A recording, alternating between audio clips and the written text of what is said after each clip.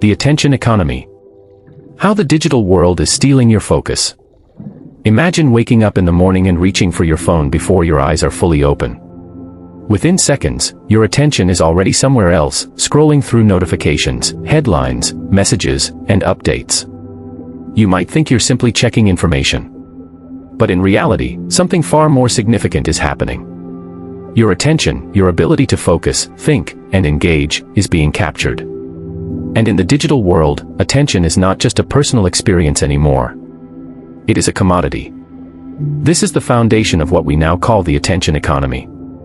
The attention economy is the system in which human attention is treated as a scarce and valuable resource that companies compete to capture, hold, and monetize. In simple terms, the longer you stay engaged with a platform, the more money that platform can make. Every second you spend watching a video, scrolling through a feed, clicking on a notification, or browsing a website becomes part of a global marketplace. A marketplace where the product is not the content. The product is your focus. For most of human history, attention was simply a biological function of the brain. It allowed people to concentrate on survival, relationships, learning, and creativity.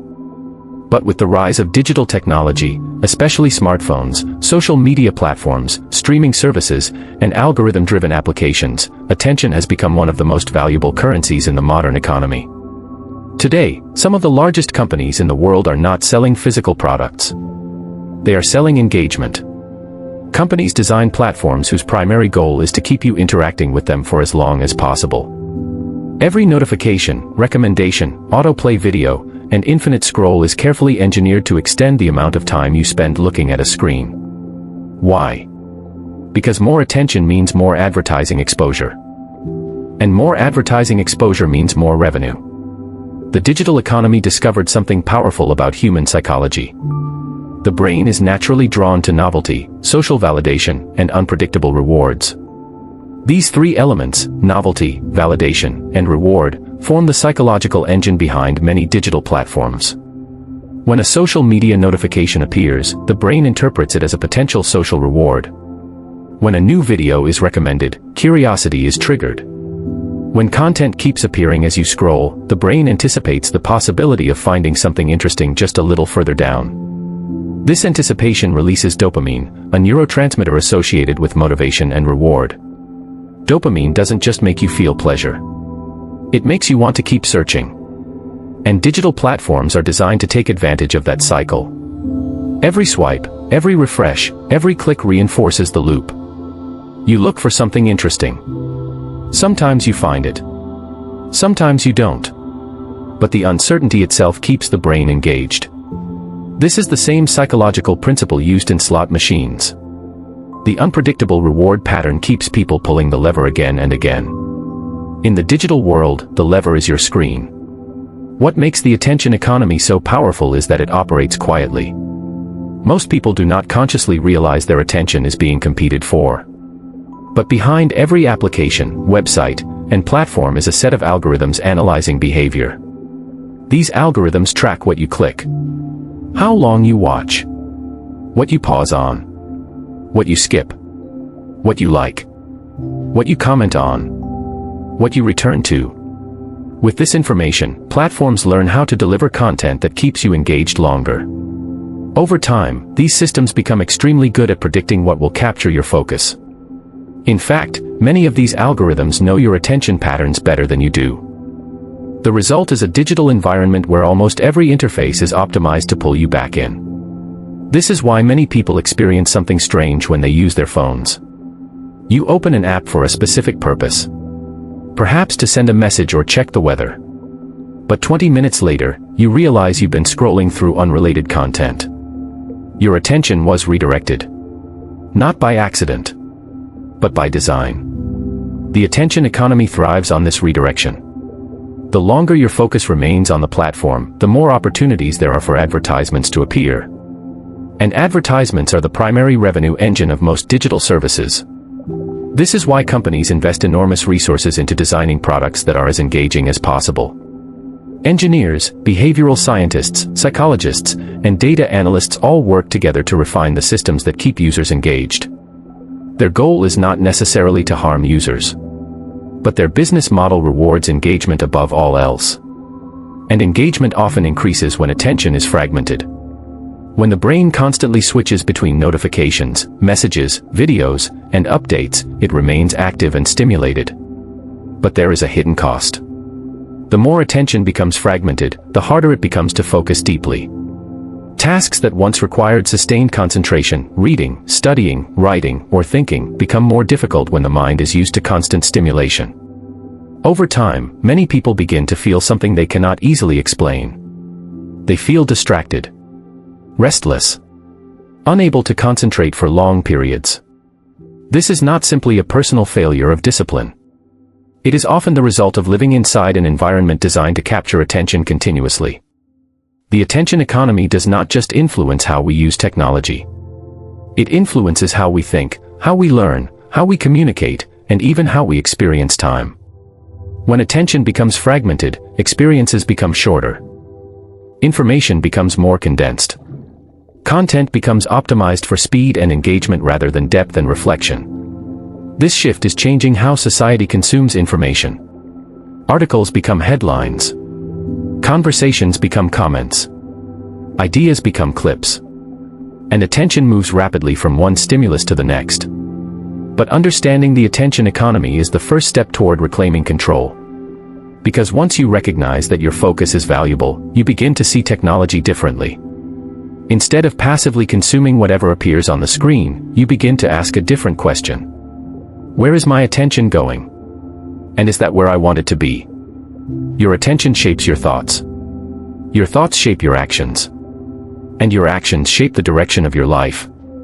In a world where attention is constantly being competed for, protecting your focus becomes one of the most important skills you can develop. This audiobook will explore how the attention economy works, how it affects the brain, and how you can regain control over your focus in a digital world designed to capture it. Because ultimately, your attention is not just a resource for technology companies.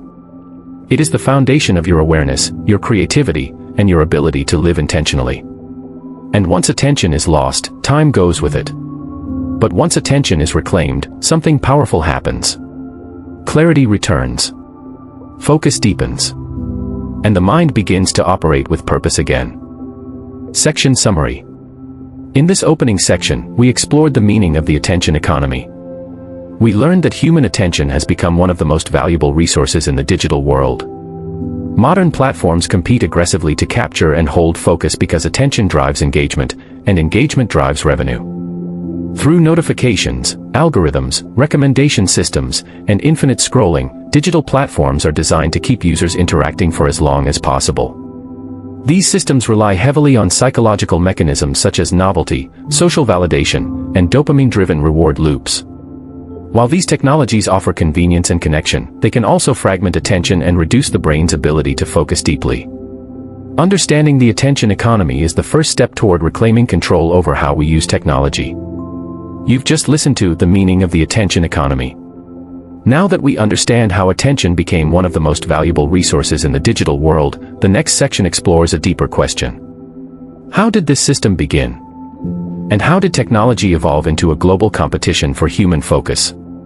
In the next section, we move into Introduction, the War for Your Attention. Introduction, the War for Your Attention. Take a moment to think about the last time you tried to focus deeply on something. Perhaps you were reading a book, studying, working on a project, or simply trying to think clearly. At first, your mind felt calm and directed. But then something small happened. A notification appeared. A message vibrated. A headline popped up. A recommendation appeared on your screen. You told yourself it would only take a second to check. But that single second turned into minutes. And before you realized it, your attention had shifted completely. What you experienced in that moment is not unusual. In fact, it is happening to millions of people every day. We are living in a time when attention is under constant pressure. Not because people suddenly became less disciplined or less intelligent, but because the modern digital environment is designed to compete for attention at every moment. This competition is what many experts now describe as the war for your attention. Unlike traditional wars fought with weapons, this one is fought with notifications, algorithms, content feeds, and psychological triggers. Every platform you use is part of a massive global system competing to keep you engaged. Social media platforms compete with streaming services. Streaming services compete with gaming platforms. News apps compete with entertainment platforms. And every one of them is trying to answer the same question. How do we keep someone looking at the screen for just a little longer? Because in the digital economy, time spent equals value. The more time people spend on a platform, the more advertisements they see. The more advertisements they see, the more revenue the platform generates. This simple equation has reshaped the entire structure of the internet. The goal of many digital platforms is no longer just to provide information or tools. The goal is to capture and maintain attention. To understand how powerful this competition has become, consider the average day of a modern smartphone user. Within the first few minutes of waking up, many people check their phones. Messages, notifications, news alerts, social updates, and videos all appear within seconds. The brain receives a rapid stream of stimuli before the day has even begun. Throughout the day, this pattern continues. Emails arrive. Notifications appear. Messages demand replies. Apps recommend new content. Video autoplay. Feeds refresh endlessly. Each of these small interruptions may seem harmless on its own. But together they form an environment where attention is constantly pulled in different directions. The human brain was never designed to process this many stimuli simultaneously. For most of human history, attention was directed toward tasks that required sustained focus. Hunting, building, learning, storytelling, reading, and creative work all required extended periods of concentration. The brain evolved to focus deeply on one task at a time. But the digital environment encourages the opposite behavior. Instead of focusing deeply, people are encouraged to switch rapidly between stimuli. A notification interrupts a message. A message interrupts a video. A video leads to another video. An article leads to a different headline. The result is a constant cycle of attention shifting. This constant shifting has a measurable effect on how the brain operates. When attention jumps rapidly between tasks, the brain experiences something known as cognitive switching cost. Every time attention shifts, the brain must reorient itself to a new task. This process consumes mental energy and reduces efficiency. Over time, frequent switching can make it harder for the brain to sustain long periods of focus. This is why many people feel that concentrating has become more difficult in recent years. Not because their ability to focus has disappeared, but because their attention has been trained to expect constant stimulation. Digital platforms are extremely effective at creating that stimulation. Every design choice inside an app is carefully engineered. Colors, sounds, animations, and content layout are optimized to encourage interaction. Notifications are designed to trigger curiosity. Recommendations are designed to match personal interests. Content feeds are designed to provide endless novelty. This is not accidental. Technology companies invest billions of dollars researching how people interact with digital products. They conduct experiments, analyze user behavior, and refine algorithms to maximize engagement. In many cases, these systems become so effective that users begin to lose track of time. A few minutes of scrolling becomes half an hour. A single video becomes 10. A quick check of messages turns into an extended browsing session. When attention is captured this way, something subtle happens. The mind moves from intentional focus to reactive attention. Instead of choosing what to focus on, the brain responds to whatever stimulus appears next. The next notification. The next recommendation. The next piece of content. This reactive pattern slowly reshapes how attention functions. Instead of controlling attention, people begin reacting to the digital environment around them. This is why the war for attention matters so much. Because attention determines what we think about. What we think about influences our beliefs. Our beliefs influence our actions. And our actions shape the direction of our lives. If attention is constantly fragmented, it becomes harder to engage in the activities that require depth. Deep learning. Creative thinking. Problem solving. Meaningful conversation. Long-term planning. These activities depend on sustained focus. And sustained focus is increasingly rare in a world built on constant stimulation. But recognizing this challenge is not meant to create fear or resistance toward technology. Technology has brought extraordinary benefits. It connects people across continents. It provides access to information instantly. It enables creativity, learning, and collaboration on a global scale. The problem is not technology itself. The problem is when technology begins to control how attention is used. When attention is captured automatically, people lose the ability to choose where their focus goes. And that choice is extremely important. Because attention is the gateway to awareness. Whatever receives your attention shapes your experience of reality. If attention is constantly directed toward distraction, life can begin to feel scattered and rushed. But if attention is directed intentionally, something very different happens. The mind becomes calmer. Thought becomes clearer. Focus deepens. And time begins to feel more meaningful. This audiobook is not about rejecting the digital world. Instead, it is about understanding it. Understanding how the attention economy works. Understanding how digital systems influence the brain. And most importantly, understanding how to reclaim control over your attention. Because attention is more than just concentration. It is the foundation of learning, creativity, and awareness. It determines what you notice, what you remember, and what you become. In a world where attention is constantly being competed for, protecting your focus becomes one of the most powerful skills you can develop. And the journey toward reclaiming that focus begins with understanding the systems that seek to capture it.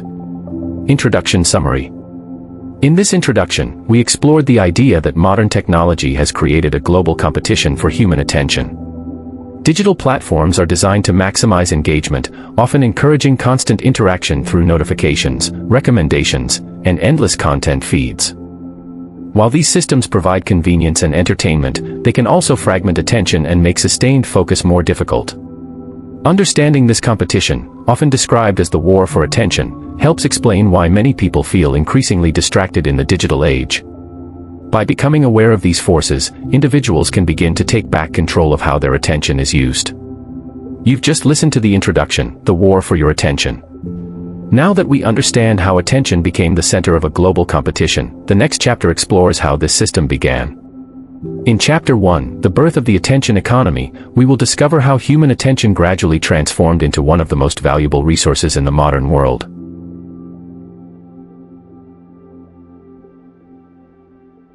Chapter 1, The Birth of the Attention Economy.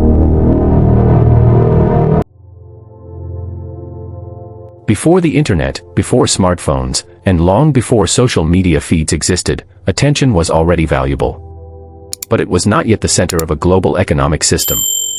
For most of the 20th century, businesses competed primarily for customers and products. Companies focused on manufacturing goods, improving services, and distributing information through traditional channels like newspapers, radio, and television. These media platforms had something important in common. They operated on limited time and limited space. A newspaper could only print a certain number of pages. A television network had a fixed broadcast schedule. A radio station had specific time slots. Because of these limitations, attention was distributed differently. People consumed information in more structured ways. A newspaper was read once in the morning. Television programs aired at scheduled hours. Radio broadcasts followed predictable formats. In other words, attention followed a rhythm. But as the media industries developed, advertisers began to recognize something powerful. It wasn't just the content that had value. It was the audience's attention. If a company could place an advertisement in front of enough people, it could influence behavior, increase brand awareness, and drive sales. This realization led to the first major shift in media economics. Instead of simply selling newspapers or television programs, companies began selling audience attention to advertisers. This was the early foundation of the attention economy. Television networks began measuring ratings. Newspapers analyzed readership. Radio stations tracked listener demographics. Advertisers wanted to know one thing above all. How many people are paying attention? The more attention a platform could attract, the more valuable its advertising space became. But despite this shift, attention was still relatively limited. A television viewer might watch 1 or 2 programs per night. A newspaper reader might spend 30 minutes reading headlines. There were boundaries that prevented attention from being captured continuously. Then something happened that changed everything. The internet arrived. When the internet first became widely accessible in the 1990s, it appeared to be an incredible tool for information. Websites allowed people to publish ideas instantly. Search engines helped users find information quickly. Email enabled global communication. At first, the internet seemed like a digital library, an organized space where knowledge could be accessed easily. But very quickly, companies began to see something else. The internet removed many of the limitations that traditional media had. There were no fixed broadcast schedules. No page limits. No distribution barriers. Content could be produced and shared endlessly. And when content became unlimited, something new happened. Attention became scarce. Suddenly, millions of websites were competing for the same limited human focus. If someone spent time reading one article, they could not simultaneously read another. If someone watched one video, they were not watching a different one. This created a new competitive environment. Instead of competing only for customers, companies were now competing for time and attention. The more time people spent on a platform, the more valuable that platform became. This insight transformed the structure of the digital economy. Many internet services began offering free access. Search engines were free. Social media platforms were free. Video platforms were free. News websites were free. At first glance, it seemed like users were receiving incredible value without paying anything. But the reality was more complex. When a product is free, the business model often depends on something else. In the case of digital platforms, the real product was user attention. Platforms gathered large audiences and then sold advertising space within that audience. But the internet introduced something traditional media never had: data. Every click, search, view, and interaction could be recorded. This allowed companies to learn exactly how people behaved online. They could track how long someone stayed on a page, which headlines attracted clicks, which videos were watched to completion, which advertisements generated responses. With enough data, platforms could begin optimizing their systems. Content could be arranged in ways that kept users engaged longer. Recommendations could be personalized. Notifications could bring users back when they left. The more sophisticated these systems became, the more effective they were at capturing attention. Then came the next major shift: the smartphone revolution. When smartphones became widely adopted in the late 2000s, the internet moved from the desk to the pocket. Instead of accessing the internet occasionally through a computer, people now carried a digital gateway with them at all times. This dramatically increased the amount of time people could spend online. Moments that were once quiet or reflective, waiting in line, sitting on public transport, taking a short break, became opportunities to engage with digital platforms. Notifications began appearing instantly. Messages arrived throughout the day. Social updates refreshed continuously. The digital world was no longer something people visited occasionally. It became something people lived alongside constantly. This transformation accelerated the attention economy dramatically. Companies no longer competed only during specific hours of the day. They could compete for attention every waking moment. Apps were designed to bring users back repeatedly. Algorithms were built to deliver content tailored to individual interests. The goal was simple: keep people engaged. Keep them scrolling. Keep them watching. Keep them interacting. The longer users remained on the platform, the more valuable that attention became. As this system grew, some of the most successful companies in the world built their entire business models around capturing attention. Social media networks grew into massive ecosystems. Streaming services introduced autoplay features that automatically played the next video.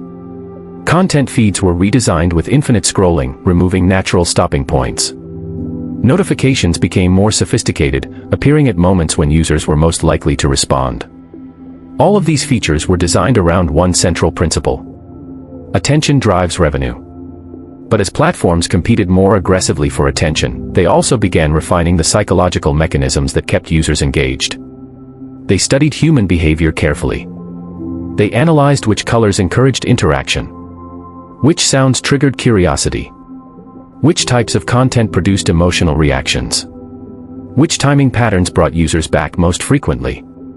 Over time, the digital environment became increasingly optimized to capture attention. And because these systems relied on data and algorithms, they improved constantly.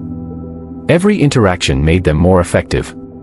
The result is the digital world we experience today. An environment where thousands of platforms compete simultaneously for one limited resource: your attention.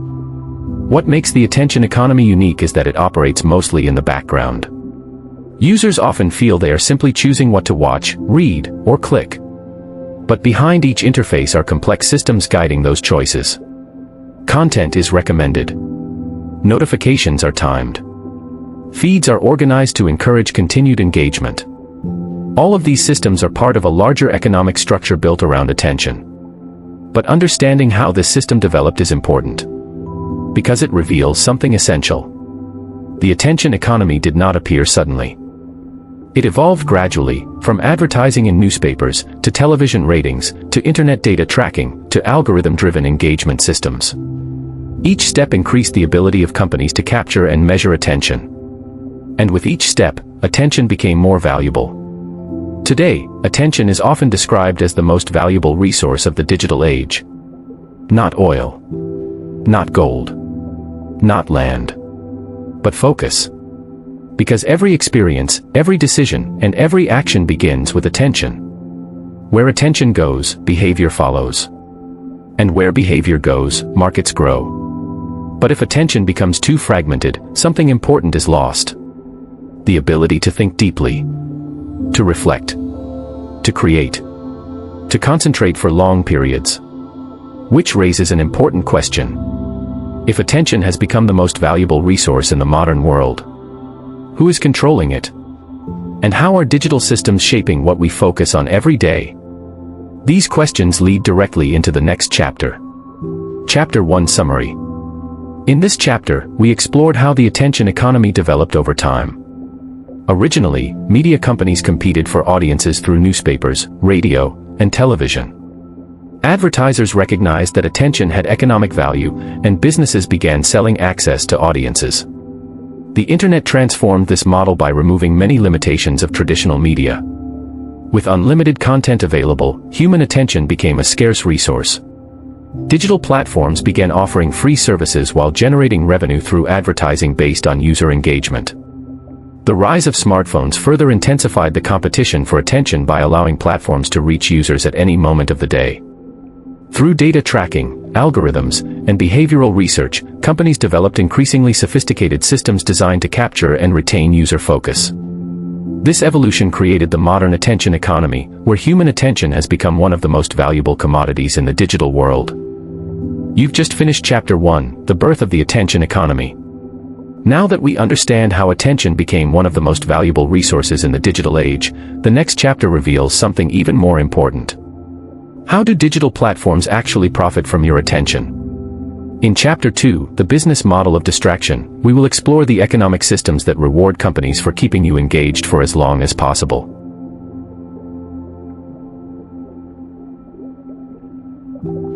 Chapter 2, The Business Model of Distraction.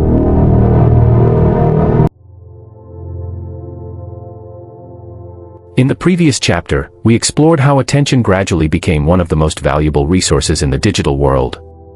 But an important question remains. If attention is so valuable, how exactly do companies profit from it? To understand the modern digital economy, we need to look at the business model behind distraction. At first glance, many digital platforms appear to offer incredible value for free. You can search the internet without paying. You can watch videos without a subscription. You can communicate with people across the world instantly. You can scroll through endless content without ever seeing a bill. But businesses cannot survive without revenue. So if users are not paying with money, how do these platforms make billions of dollars? The answer is simple. They monetize attention. Most digital platforms rely heavily on advertising revenue. Advertisers pay companies to display their products, services, or messages to users. But advertisers are not simply paying for space on a screen. They are paying for access to attention. Every advertisement depends on one critical condition. Someone must see it. And ideally, someone must stay engaged long enough for the message to have an impact. This is why engagement has become the central metric in the digital world. Platforms measure success using metrics like time spent on the platform, number of clicks, number of views, interaction rates, shares and comments, returning users. These metrics reveal how effectively a platform captures attention. The longer users remain engaged, the more opportunities the platform has to display advertisements. And the more advertisements that are seen, the more revenue is generated. This creates a powerful incentive structure. Platforms are rewarded not simply for providing useful information. They are rewarded for keeping users engaged for as long as possible. This incentive shapes nearly every design decision inside modern digital products. Features are not just created for convenience. They are created to increase engagement. For example, consider something as simple as a content feed. In early websites, content was often organized into pages. When a user reached the bottom of a page, they had to click to load the next one. This created a natural stopping point. But modern platforms replaced this system with something different. Infinite scrolling.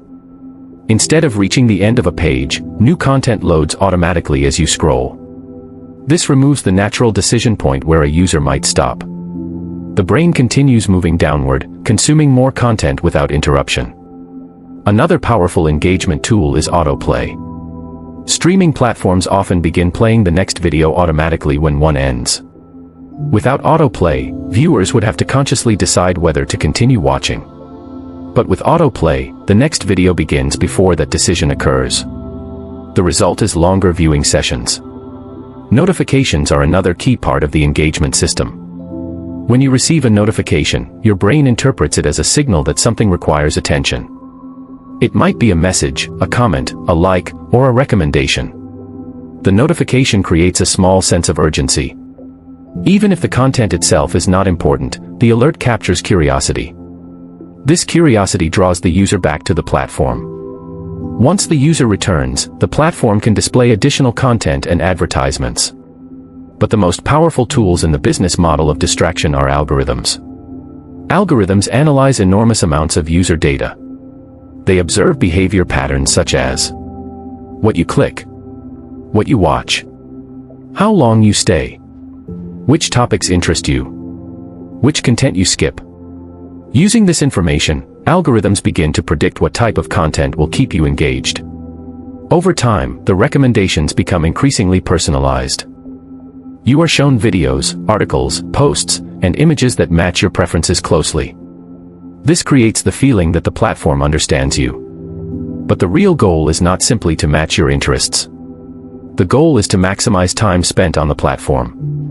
If an algorithm can keep you engaged for 5 extra minutes per day, the revenue potential increases dramatically. Multiply that time by millions, or even billions, of users, and the economic value becomes enormous. Because of this, digital platforms constantly experiment with new strategies to increase engagement. They test different layouts, different colors, different notification sounds, different recommendation patterns. Even small improvements in engagement can generate millions of additional dollars. This system creates an environment where distraction becomes extremely profitable. Content that triggers strong emotions, such as excitement, curiosity, or outrage, often generates more engagement. Sensational headlines attract more clicks. Short, stimulating content spreads quickly. Highly emotional posts are shared widely. As a result, the digital ecosystem often amplifies the types of content that keep people reacting. This does not necessarily mean the content is informative or meaningful. It simply means it is engaging. When engagement becomes the dominant metric, depth can sometimes be replaced by stimulation. Complex ideas may be shortened. Nuanced discussions may be simplified. Content may become faster, louder, and more emotionally intense. This pattern reinforces the cycle of distraction. The brain begins expecting rapid stimulation. Long periods of quiet focus begin to feel uncomfortable. But the business model of distraction does not only affect entertainment. It influences news, communication, and even education. Many information platforms compete using the same engagement-based strategies. Headlines are optimized for clicks. Stories are structured to capture attention quickly. Notifications alert users about breaking updates. While these tools can help distribute information efficiently, they also contribute to a constant stream of stimuli. Over time, users may feel overwhelmed by the volume of information competing for their focus. Yet from a business perspective, the system is working exactly as designed. Engagement increases. Advertising impressions increase. Revenue increases. This is why many technology companies invest enormous resources into behavioral research. They study how users interact with digital environments. They measure how different features affect attention. They refine their systems continuously. But while the business model of distraction is extremely effective economically, it raises an important question. What happens to human attention when it is constantly pulled in different directions? When the brain is exposed to continuous streams of notifications, videos, updates, and messages, its natural attention patterns begin to change. Focus becomes shorter. Interruptions become more frequent. Deep concentration becomes harder to sustain. This is not because people lack discipline. It is because the environment around them has been engineered to capture attention repeatedly. Understanding this system is essential. Because once you recognize the incentives behind digital platforms, you begin to see technology differently. You begin to notice how certain features are designed to encourage continued interaction. You begin to recognize how recommendations guide behavior. You begin to understand that every moment of attention has value. This awareness does not mean abandoning digital tools, but it allows you to use them more consciously. Instead of reacting automatically to every notification, you can begin deciding where your attention truly belongs. And that decision is powerful. Because attention is the starting point of every meaningful activity: learning, creating, thinking, connecting. If attention is constantly redirected, those activities become more difficult. But if attention is directed intentionally, something remarkable happens. The mind becomes capable of deeper focus, clearer thought, and more meaningful engagement with the world. In the next chapter, we will explore why the human brain is especially vulnerable to these digital systems. Because the attention economy does not only depend on technology. It depends on human psychology.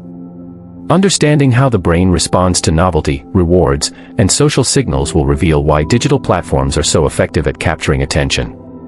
Chapter 2 Summary. In this chapter, we explored the business model of distraction. Most digital platforms generate revenue primarily through advertising, which depends on capturing and maintaining user attention. To maximize engagement, platforms design features such as infinite scrolling, autoplay videos, notifications, and personalized recommendations. Algorithms analyze user behavior to predict which content will keep individuals engaged the longest. This engagement-driven model rewards content that stimulates strong reactions and encourages continued interaction. As a result, digital platforms are structured to compete aggressively for attention. While this model is economically successful, it also contributes to increasing levels of distraction and fragmented focus. Understanding these incentives helps explain why modern digital environments are so effective at capturing attention. You've just completed Chapter 2, The Business Model of Distraction. Now we move deeper into the science behind attention itself. Why is the human brain so easily captured by notifications, recommendations, and endless content? In Chapter 3, The Psychology of Attention, we will explore the cognitive mechanisms that make the attention economy so powerful.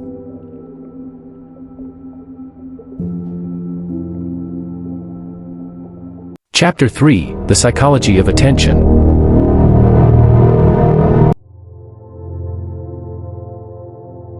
In the previous chapter, we explored the business model of distraction, the economic system that rewards digital platforms for keeping users engaged for as long as possible. But an even more important question remains. Why does this system work so well? Why are notifications, videos, messages, and endless content feeds so difficult to ignore? The answer lies in the psychology of human attention. To understand the power of the attention economy, we must first understand how the brain naturally directs focus. Attention is not unlimited. The human brain can process an enormous amount of information, but it cannot focus on everything at the same time. At any given moment, the brain must decide what deserves priority, what deserves attention, and what should be ignored. This process is guided by ancient neurological systems that evolved long before smartphones and social media existed. For most of human history, attention was essential for survival. Early humans needed to notice important signals in their environment. A sudden sound in the forest, movement in the distance, changes in weather, facial expressions of other people. Attention allows the brain to quickly identify potential threats and opportunities. Because of this evolutionary pressure, the brain developed several natural tendencies that influence what captures focus. These tendencies still guide attention today. But in the modern digital environment, they are often exploited. One of the most powerful drivers of attention is novelty. The brain is naturally drawn toward new information. When something unfamiliar appears in the environment, the brain automatically investigates. This instinct was useful for survival. A new sound or movement could signal danger or opportunity. But digital platforms constantly present novelty. Every refresh reveals new content. Every scroll reveals new images. Every notification represents new information. Because the brain is wired to respond to novelty, it becomes difficult to ignore these signals. The mind wants to know what is new. Another powerful driver of attention is uncertainty. Humans are extremely sensitive to unpredictable rewards. Psychologists refer to this phenomenon as variable reinforcement. This is the same principle used in gambling systems. When rewards appear unpredictably, the brain becomes highly motivated to keep searching.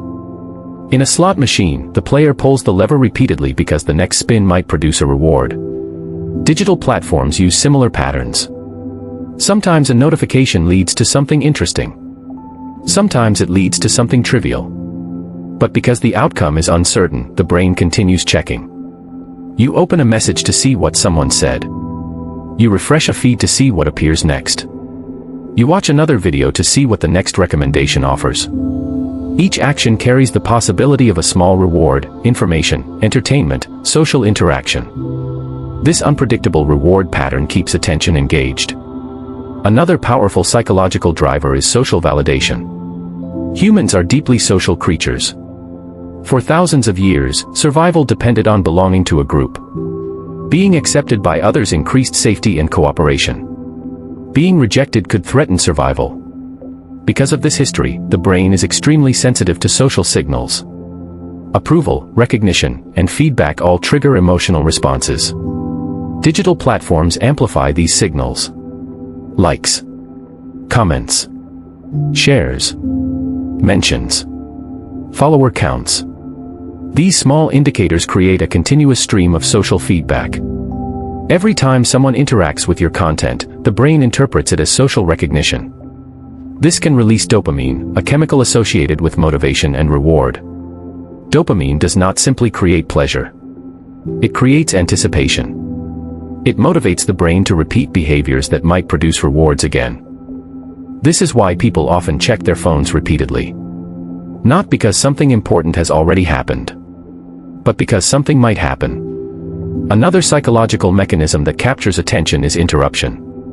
When attention is interrupted suddenly, the brain experiences a phenomenon known as the orienting response. This response causes attention to shift toward the new stimulus. For example, imagine you are reading quietly. Suddenly your phone vibrates. Even if you try to ignore it, part of your attention shifts automatically toward the notification. This happens because the brain evolved to treat sudden signals as potentially important. Digital notifications use this mechanism constantly. A vibration, a sound, a visual alert. Each signal triggers the brain's attention system. Even if the message is trivial, the interruption breaks concentration. Over time, repeated interruptions train the brain to expect constant stimulation. The mind becomes accustomed to checking frequently. Periods of quiet focus may begin to feel unusual or uncomfortable. But attention is also influenced by cognitive load. When the brain processes too many stimuli simultaneously, it becomes overwhelmed. In response, attention shifts rapidly between different sources of information. This creates the feeling of multitasking. But in reality, the brain is not performing multiple tasks simultaneously. It is switching between them quickly. Each switch requires mental effort. And each switch reduces the brain's ability to process information deeply. This is why multitasking often reduces productivity and increases mental fatigue. Digital environments encourage this switching behavior constantly. A person may check messages while watching a video, browse headlines while responding to notifications, scroll through content while thinking about something else. The brain becomes accustomed to operating in a state of continuous partial attention. In this state, attention is never fully focused on a single task. Instead, it remains spread across multiple stimuli. While this may feel productive, it actually reduces the brain's ability to think deeply. Another important psychological factor is habit formation. When a behavior is repeated frequently, the brain begins automating it.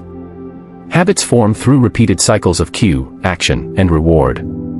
For example, cue, a phone vibration. Action, checking the notification. Reward, new information or social interaction. When this loop repeats many times, the behavior becomes automatic. You may reach for your phone without consciously deciding to do so. Over time, digital behaviors can become deeply ingrained habits. These habits make attention even more vulnerable to capture, because the behavior occurs automatically, not intentionally. But the psychology of attention also reveals something encouraging. The brain is adaptable. Just as habits of distraction can form, habits of focus can also develop. If the brain repeatedly practices sustained concentration, it becomes better at maintaining attention. If interruptions are reduced, the mind becomes calmer. If digital stimulation is limited, the brain gradually regains its ability to focus deeply. Understanding the psychological mechanisms behind attention does not mean the brain is powerless.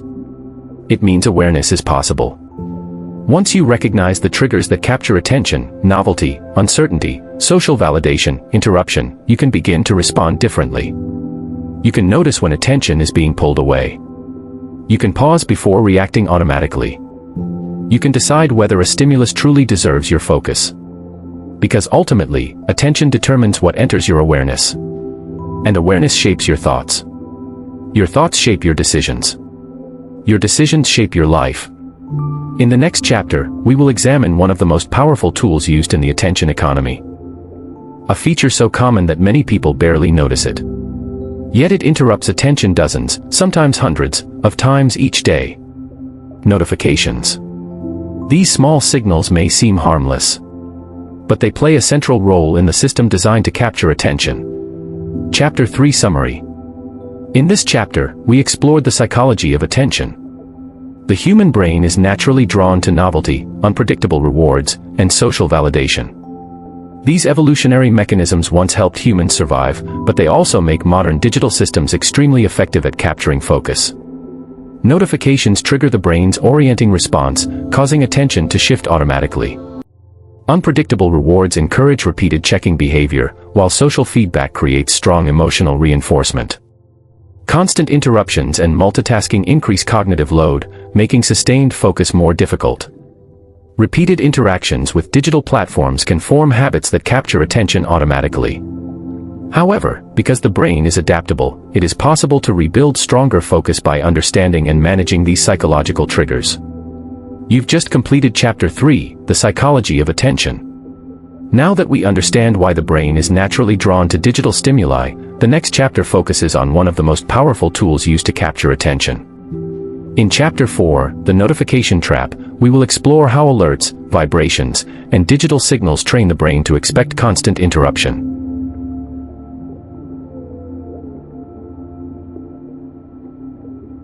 Chapter 4, The Notification Trap.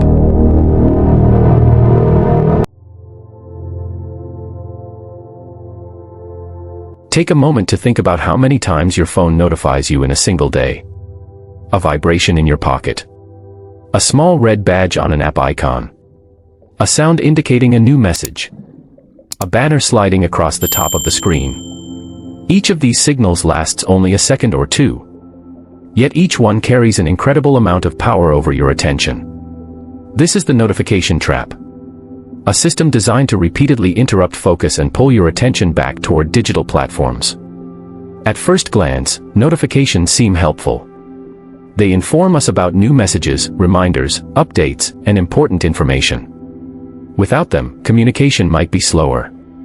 Tasks might be forgotten. Events might be missed. But in the modern digital environment, notifications are not only about convenience. They are also a strategy for capturing attention. Every time a notification appears, it creates a small moment of uncertainty. What is it? Who sent it? Is it important? Is it something interesting? This uncertainty activates curiosity. And curiosity pulls the mind toward the signal.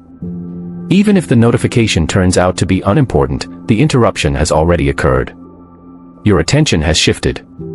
And once attention shifts, returning to deep focus becomes difficult. Psychologists refer to this phenomenon as attention residue. When you switch from one task to another, part of your mind remains attached to the previous task. For example, imagine you are writing an email. A notification appears. You check it quickly. Then you return to your work. Even if the interruption lasted only a few seconds, your mind may continue thinking about the message you just saw. Part of your attention remains divided. This residue reduces mental clarity and makes it harder to concentrate fully. Now imagine this happening not once, but dozens of times throughout the day. Messages, emails, social media alerts, news updates, app reminders. Each one interrupts your focus. Each one leaves a small trace of attention behind. Over time, these interruptions accumulate. The brain begins expecting them. Focus becomes fragile. Concentration becomes short. And the mind operates in a state of perpetual readiness for interruption. Digital platforms understand this behavior extremely well. That is why notifications are carefully designed. They are not random. They are timed, optimized, refined. For example, many apps analyze when users are most likely to respond. If someone usually checks their phone during lunch or in the evening, notifications may be scheduled around those times. Some platforms even send reminders designed specifically to bring users back after periods of inactivity. A message might appear saying, "You haven't checked this app in a while." Or, "Here's something you might like." These notifications are not about urgent information. They are about re-engagement. Their purpose is to draw attention back to the platform. Another powerful design element is the visual signal. Many apps use bright red badges to indicate new activity. Why red? Because the human brain interprets red as a signal of urgency or importance. It demands attention immediately. Even if the notification is small, the color alone makes it difficult to ignore. Sound and vibration also play important roles. A vibration in your pocket triggers a reflexive response. Many people reach for their phone automatically without even thinking about it. This reflex develops over time.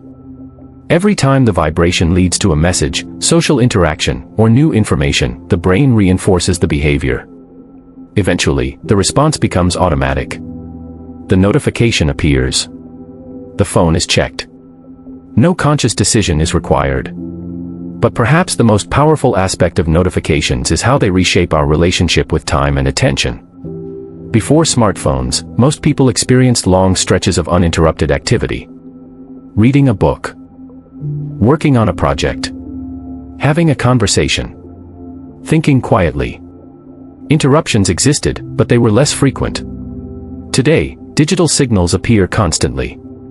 A message from a friend. A comment on a post. A reminder from an app. A news alert about a new development. Each signal competes for attention. And because the brain treats these signals as potentially important, they disrupt focus repeatedly. The result is a fragmented mental environment.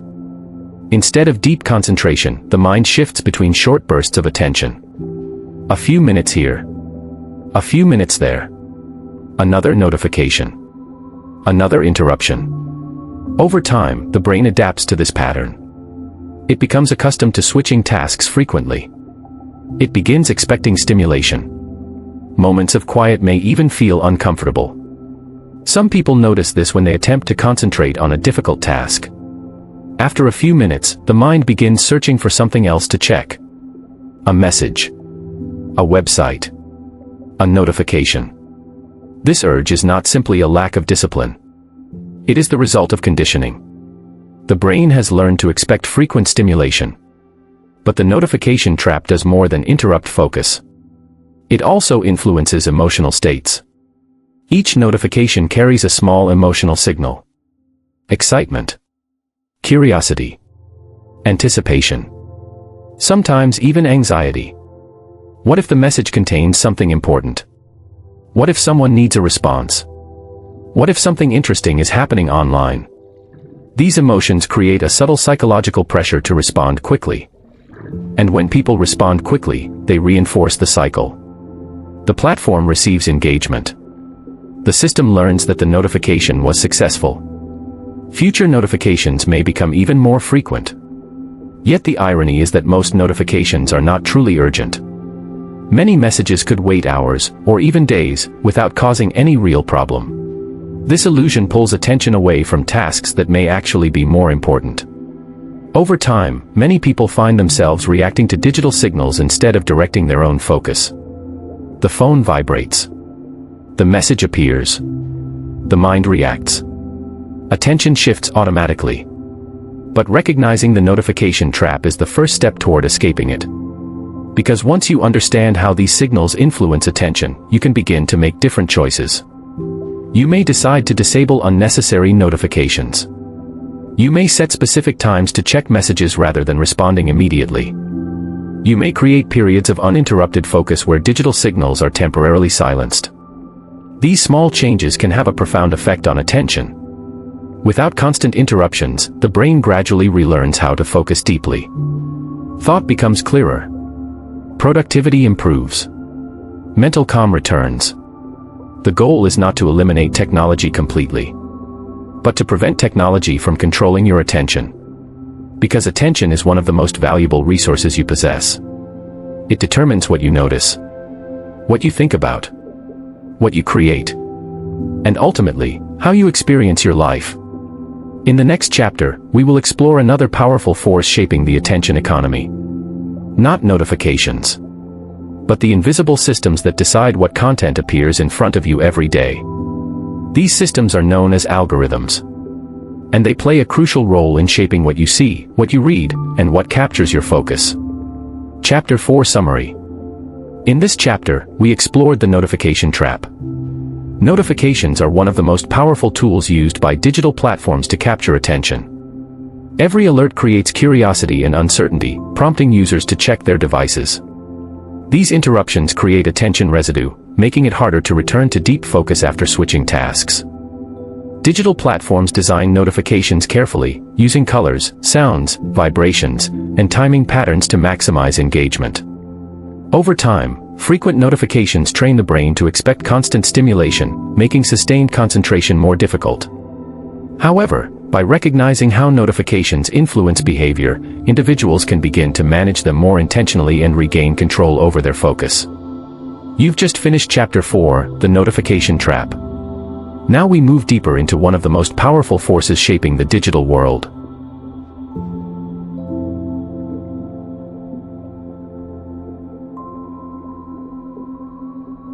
Chapter 5, Algorithmic Manipulation.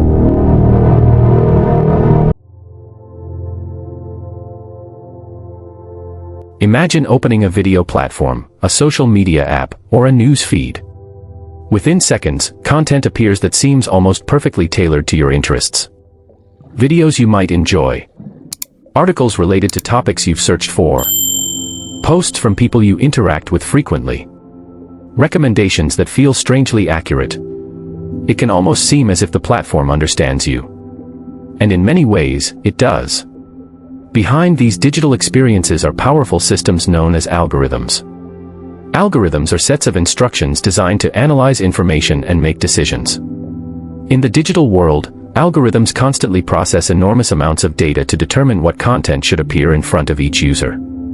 Every time you interact with a digital platform, you leave behind data. What you click. What you watch. How long you stay. What you like. What you share. What you skip. All of this information becomes part of a behavioral profile.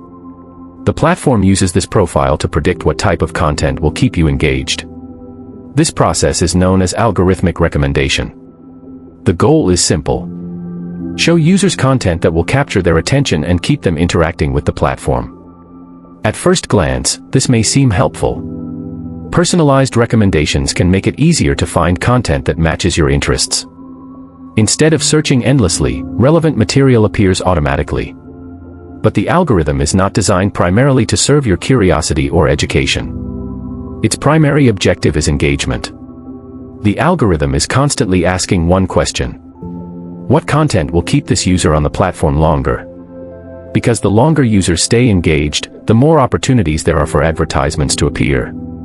And more advertisements mean more revenue. This creates a powerful incentive for algorithms to prioritize content that holds attention strongly. Often, the content that captures attention most effectively is not necessarily the most informative or balanced. Instead, it may be the most stimulating. Content that triggers curiosity. Content that evokes strong emotions. Content that encourages reaction. Over time, the algorithm learns which types of content generate the strongest responses. If you watch a particular type of video all the way to the end, the system notices. If you pause on a certain topic while scrolling, the system records that behavior. If you interact with certain posts more than others, the algorithm adjusts accordingly. With millions, or even billions, of users interacting daily, these systems become extremely sophisticated. Machine learning models analyze patterns across massive datasets.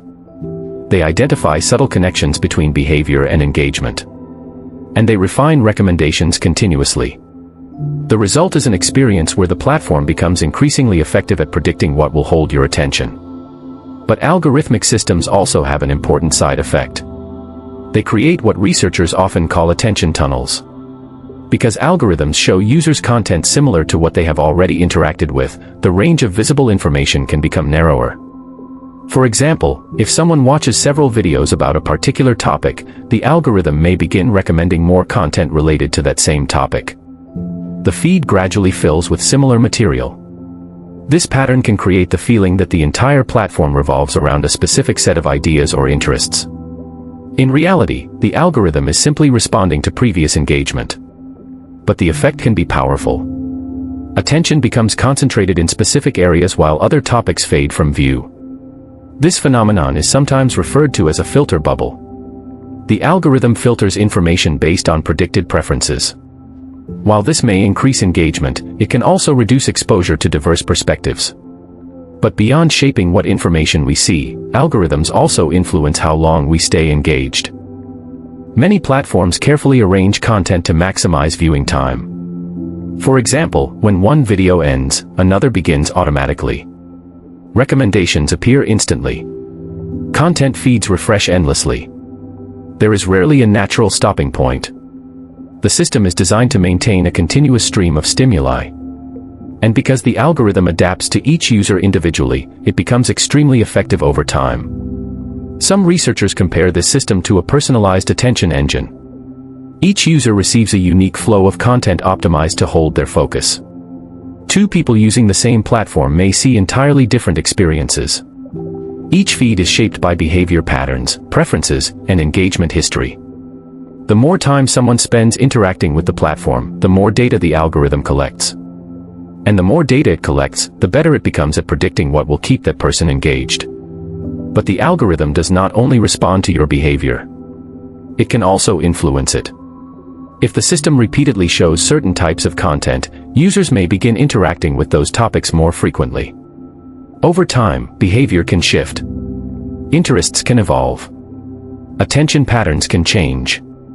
This dynamic relationship between user behavior and algorithmic recommendation creates a feedback loop. The algorithm suggests content. The user interacts with it. The system learns from that interaction. Then it suggests similar content again. This cycle repeats continuously. While this feedback loop can provide entertainment and convenience, it also raises important questions about autonomy. To what extent are our choices truly independent? And to what extent are they shaped by systems designed to guide attention? Most users are not aware of how much influence these algorithms have over their digital environment. Content appears automatically. Recommendations seem natural. But behind the scenes, sophisticated systems are making decisions about what you see and what you do not see. The algorithm does not necessarily care whether content is meaningful, educational, or beneficial. Its primary measure of success is engagement. If a video keeps users watching longer, it becomes more likely to appear again. If a post generates many reactions, the system promotes it further. If a headline attracts clicks, it spreads quickly. This is why highly stimulating content often travels faster than slower, more thoughtful material. The algorithm rewards engagement. And engagement often comes from stimulation. But understanding how these systems operate can be empowering. When you recognize that your digital environment is shaped by algorithms, you begin to interact with technology more consciously. You realize that the content appearing on your screen is not random. It is the result of predictions designed to capture your attention. This awareness allows you to pause and ask important questions. Why am I seeing this? Is this content valuable to me? Or is it simply optimized to keep me watching? Once you begin asking these questions, the relationship between you and the algorithm begins to change. Instead of being guided automatically, you become more intentional about what you engage with. And intention is the foundation of attention control. Because attention determines what enters your mind. What enters your mind shapes your thoughts. And your thoughts influence your actions. In a world where algorithms compete constantly for focus, awareness becomes a powerful tool. By recognizing how recommendation systems operate, you can begin reclaiming control over the direction of your attention. But the systems designed to capture focus do not stop with algorithms alone. Another powerful design feature keeps users interacting for far longer than they originally planned. A feature so simple that many people barely notice it. Yet it has reshaped how millions of people consume information every day. In the next chapter, we will explore this mechanism in detail. The system is known as infinite scroll. Chapter 5 Summary. In this chapter, we explored algorithmic manipulation. Digital platforms use algorithms to analyze user behavior and recommend content likely to maintain engagement. These systems track interactions such as clicks, viewing time, likes, and shares to predict what will capture attention most effectively. While personalized recommendations can be convenient, they are primarily designed to increase time spent on the platform. Algorithms often promote stimulating or emotionally engaging content because it generates stronger reactions. Over time, recommendation systems can create attention tunnels or filter bubbles that limit exposure to diverse information. Understanding how algorithms shape digital experiences helps users interact with technology more intentionally and maintain greater control over their attention. You've just completed Chapter 5, Algorithmic Manipulation. Now we move into one of the most subtle but powerful design systems in the digital world. In Chapter 6, the Infinite Scroll System, we will explore how modern platforms remove stopping points and keep users scrolling far longer than they ever intended.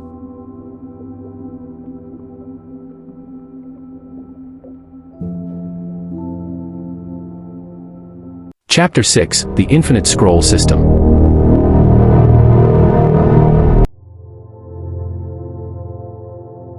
Imagine opening a social media app for just a moment. You plan to check one message. Maybe glance at a few updates. Just a quick look before returning to your work. But something unusual happens. You begin scrolling. And scrolling. And scrolling. 10 minutes pass. Then 20. Before you realize it, a significant amount of time has disappeared.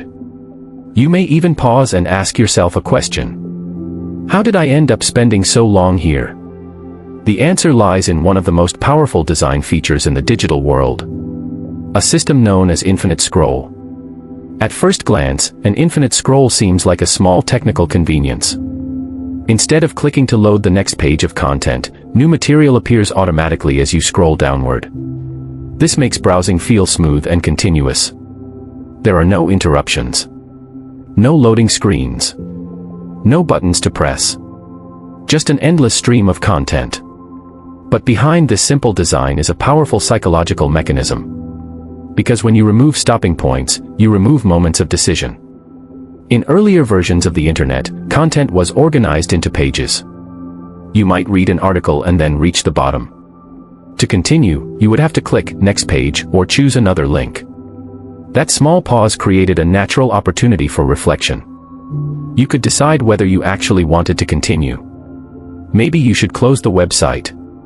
Maybe you would move on to another activity. But infinite scroll removes that pause entirely. Content continues appearing automatically. The brain remains in a continuous cycle of consumption. This design takes advantage of a psychological principle known as friction reduction. When an action requires even a small amount of effort, people are less likely to continue indefinitely. But when the action becomes effortless, it becomes easy to repeat. Scrolling requires almost no effort. A small movement of the thumb. Another movement. Then another. The brain does not interpret this behavior as a decision. It feels automatic. And because the action is effortless, it can continue far longer than expected. Another powerful factor in infinite scroll is anticipation. Each new piece of content might be interesting. It might be entertaining. It might be surprising. But the only way to find out is to scroll again. This creates a pattern similar to the variable reward system we discussed earlier.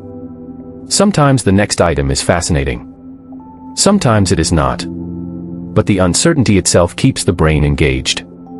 You scroll because the next piece of content might be better than the last. This anticipation keeps the cycle moving. Scroll. Look. Scroll again. And because there is no clear endpoint, the brain does not receive a signal that it should stop. Compare this to reading a physical book. When you reach the end of a chapter, there is a natural pause. When you reach the end of the book, the experience concludes. But an infinite feed has no final page. No closing moment. The stream continues indefinitely. This design dramatically increases the amount of time users spend on digital platforms. Without a stopping point, many people continue scrolling far longer than they originally intended. But infinite scroll does more than extend browsing sessions. It also changes the pace of information consumption. When content is arranged in a continuous stream, users move quickly from one piece of information to the next. A photo. A headline. A video clip. A short message. Another video. Another image. Another article. The brain processes each piece rapidly before moving on to the next. This creates a rhythm of fast, fragmented attention. Instead of focusing deeply on one idea, attention jumps from stimulus to stimulus. Over time, this pattern trains the brain to expect constant novelty. Longer forms of content may begin to feel slow or demanding. Deep reading becomes harder. Extended focus becomes unfamiliar. But there is another reason infinite scroll is so powerful. It creates a bottomless environment for attention. Platforms are no longer limited by physical space. They can deliver endless content from millions of creators. If one item fails to capture your interest, another appears immediately. And another after that. The system constantly offers new opportunities for engagement. From a business perspective, this design is extremely effective. The longer users remain on the platform, the more advertisements they encounter. Each advertisement generates potential revenue. So increasing the time spent scrolling directly increases economic value. This is why many major platforms have adopted infinite scroll as a core design feature. It encourages continuous interaction. It removes friction.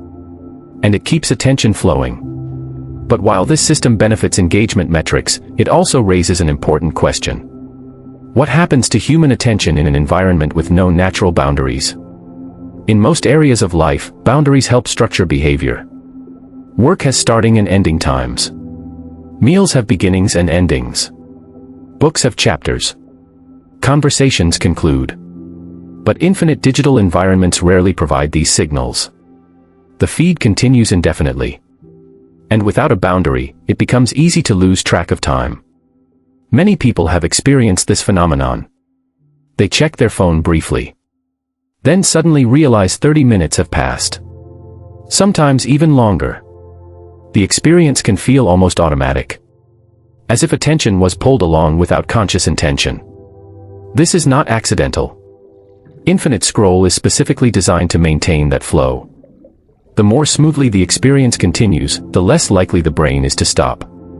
Yet awareness of this design can change how we interact with it.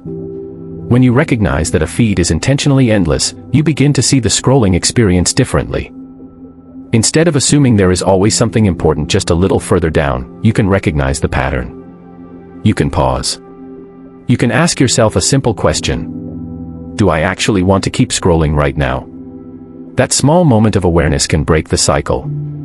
Because once attention becomes intentional again, the system loses some of its power. You decide when the experience ends, not the platform. Reintroducing boundaries is one of the most effective ways to regain control over attention. Some people choose to set time limits for certain apps. Others schedule specific times for digital browsing. Some even remove particularly distracting applications from their devices. These actions restore something the infinite scroll system removes: a stopping point. And stopping points are essential for focus. They create moments where the mind can reset, reflect, and redirect attention toward more meaningful activities. But infinite scroll is only one part of a larger digital environment designed to capture attention. Another powerful influence comes from an activity that combines stimulation, challenge, and reward in an especially potent way: gaming. In the next chapter, we will explore how gaming reward systems use psychological principles to keep players engaged for hours at a time. Chapter 6 Summary. In this chapter, we explored the infinite scroll system. Infinite scroll removes natural stopping points by automatically loading new content as users move through digital feeds. This design reduces friction and encourages continuous interaction. Because there are no clear boundaries, users often continue scrolling far longer than they originally intended. The system also relies on anticipation and variable rewards, motivating users to keep searching for interesting content. While infinite scroll increases engagement for digital platforms, it can also fragment attention and encourage rapid consumption of information. Recognizing how this design works allows individuals to reintroduce boundaries and regain greater control over their time and attention.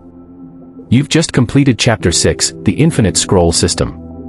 Now we move into another powerful system that keeps millions of people engaged for long periods of time. In Chapter 7, Gaming and Reward Loops, we will explore how modern games use psychological reward systems to capture attention and maintain long-term engagement.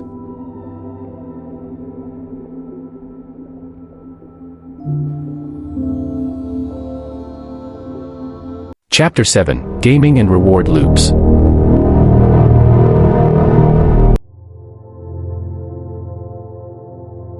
For many people, gaming begins as entertainment. A way to relax. A way to escape for a short time. A way to experience challenge, competition, or adventure. And for millions of people around the world, games provide moments of creativity, excitement, and social connection. But modern gaming environments are not designed randomly. They are carefully constructed systems built around one powerful objective: sustained engagement. Behind the graphics, the storylines, and the gameplay mechanics lies a sophisticated psychological structure. A system known as the reward loop. A reward loop is a cycle that encourages repeated behavior through consistent feedback and reinforcement. The structure is simple. First, the player performs an action. Then the game provides a reward. That reward motivates the player to repeat the action again. Action. Reward. Repeat. This pattern may sound simple, but when combined with the right timing and feedback, it becomes extremely powerful. Every time a player completes a level, unlocks an item, earns points, or defeats an opponent, the brain experiences a small moment of satisfaction. That satisfaction is often linked to the release of dopamine, the same neurotransmitter associated with motivation and anticipation. But the key to the reward loop is not just the reward itself. It is how frequently rewards appear. Many games are designed to deliver small achievements regularly. You gain experience points. You unlock a new ability. You collect a rare item. You advance to the next level. Each reward creates a small feeling of progress. And progress encourages the player to continue. But the most powerful gaming systems go a step further. They introduce variable rewards. Sometimes the reward is small. Sometimes it is rare and exciting. Because the player never knows exactly what will happen next, anticipation becomes part of the experience. Just like pulling the lever on a slot machine, the next action might lead to something unexpected. That uncertainty keeps attention engaged. The brain becomes curious. What will happen next? Another important feature of modern games is the progression system. Games often present players with clear goals. Reach the next level. Unlock the next area. Complete the next challenge. These goals provide a sense of direction. They give the player something to work toward. And when the goal is achieved, the game immediately introduces another one. This constant flow of objectives creates a feeling of momentum. The player is always moving forward, always approaching the next milestone. Another powerful element is visual feedback. Games rarely deliver rewards quietly. When a player succeeds, the screen may flash. Points appear. Music plays. Animations celebrate the achievement. These visual and auditory signals reinforce the feeling of accomplishment. The brain learns to associate the action with a positive outcome, and the player feels motivated to repeat it. But modern gaming systems also include time-based mechanics, daily rewards, limited time challenges, special events that last only a few hours or days. These features create a sense of urgency. If the player does not log in today, they might miss an opportunity. This design encourages frequent return visits, even if the player originally intended to play only occasionally. Another important factor is social interaction. Many games allow players to connect with friends, compete with others, or collaborate in teams. This introduces an additional layer of motivation. Players may return not only for the game itself but also for the community surrounding it. Achievements become shared experiences. Victories become social moments. And competition adds excitement. But when all of these elements combine, reward loops, progression systems, variable rewards, time pressure, and social interaction, the result can be extremely engaging. In some cases, players may lose track of time entirely. Hours can pass without notice. The player remains focused on completing one more challenge, unlocking one more level, achieving one more reward. This phenomenon is often described as a flow state. In a flow state, attention becomes deeply absorbed in the activity. The outside world fades away. The mind focuses entirely on the task at hand. Flow can be positive in many contexts. Athletes, artists, and scientists often experience flow during moments of deep concentration. But in gaming environments, the flow state can extend for very long periods, especially when the system continuously introduces new challenges and rewards. Some players begin to structure their time around the game. They check in daily. They plan sessions around events or updates. They return repeatedly to maintain progress. This does not mean that gaming itself is inherently harmful. Games can provide enjoyment, creativity, problem-solving opportunities, and social connection. However, the design systems within modern games are highly optimized to capture attention.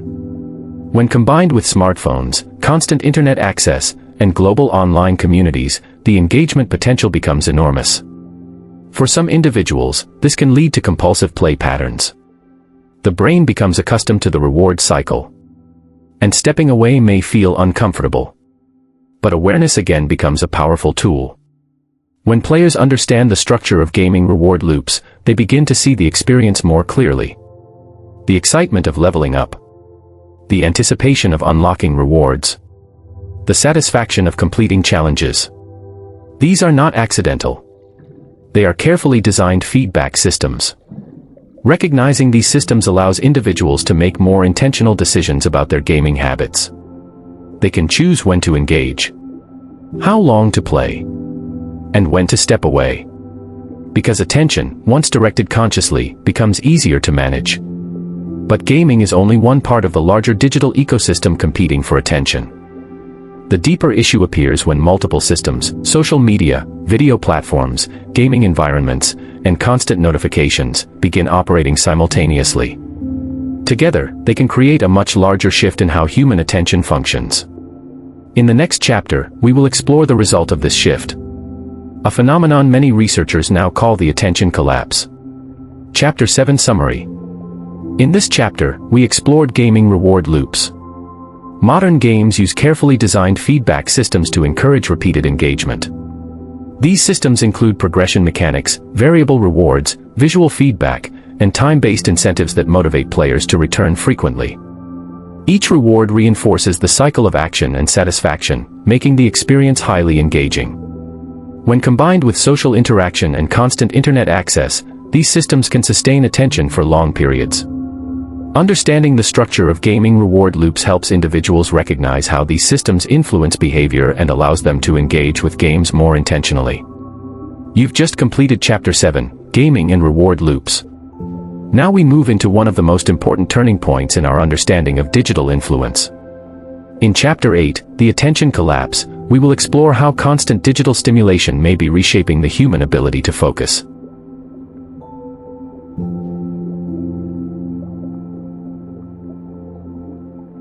Chapter 8, The Attention Collapse.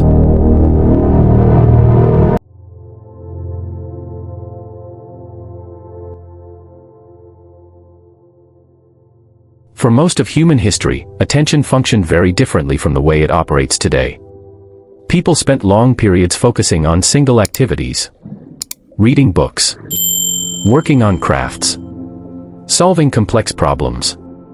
Engaging in deep conversations. Learning requires sustained concentration. And concentration required patience. But the modern digital environment has introduced something entirely new. A world filled with constant interruptions. Notifications. Messages. Videos. Social feeds. Advertisements. Alerts. Endless updates competing for attention every minute of the day. The human brain was not originally designed to process this many stimuli simultaneously. Yet today, many people experience hundreds, or even thousands, of micro-distractions daily. Each distraction may seem small. A notification sound. A quick glance at the phone. A short scroll through social media. But the cumulative effect can be profound. Because every time attention shifts from one task to another, the brain must reset its focus. This process is known as attention switching. And attention switching carries a cognitive cost. When you interrupt a task to check a notification, your brain does not instantly return to the same level of concentration afterward. Instead, it takes time to rebuild that mental focus. Researchers often refer to this recovery period as attention residue. Part of your mind remains connected to the previous stimulus, even after you attempt to return to your work. As a result, productivity decreases. Mental clarity fades. And deep thinking becomes more difficult. When attention switching occurs occasionally, the brain can recover.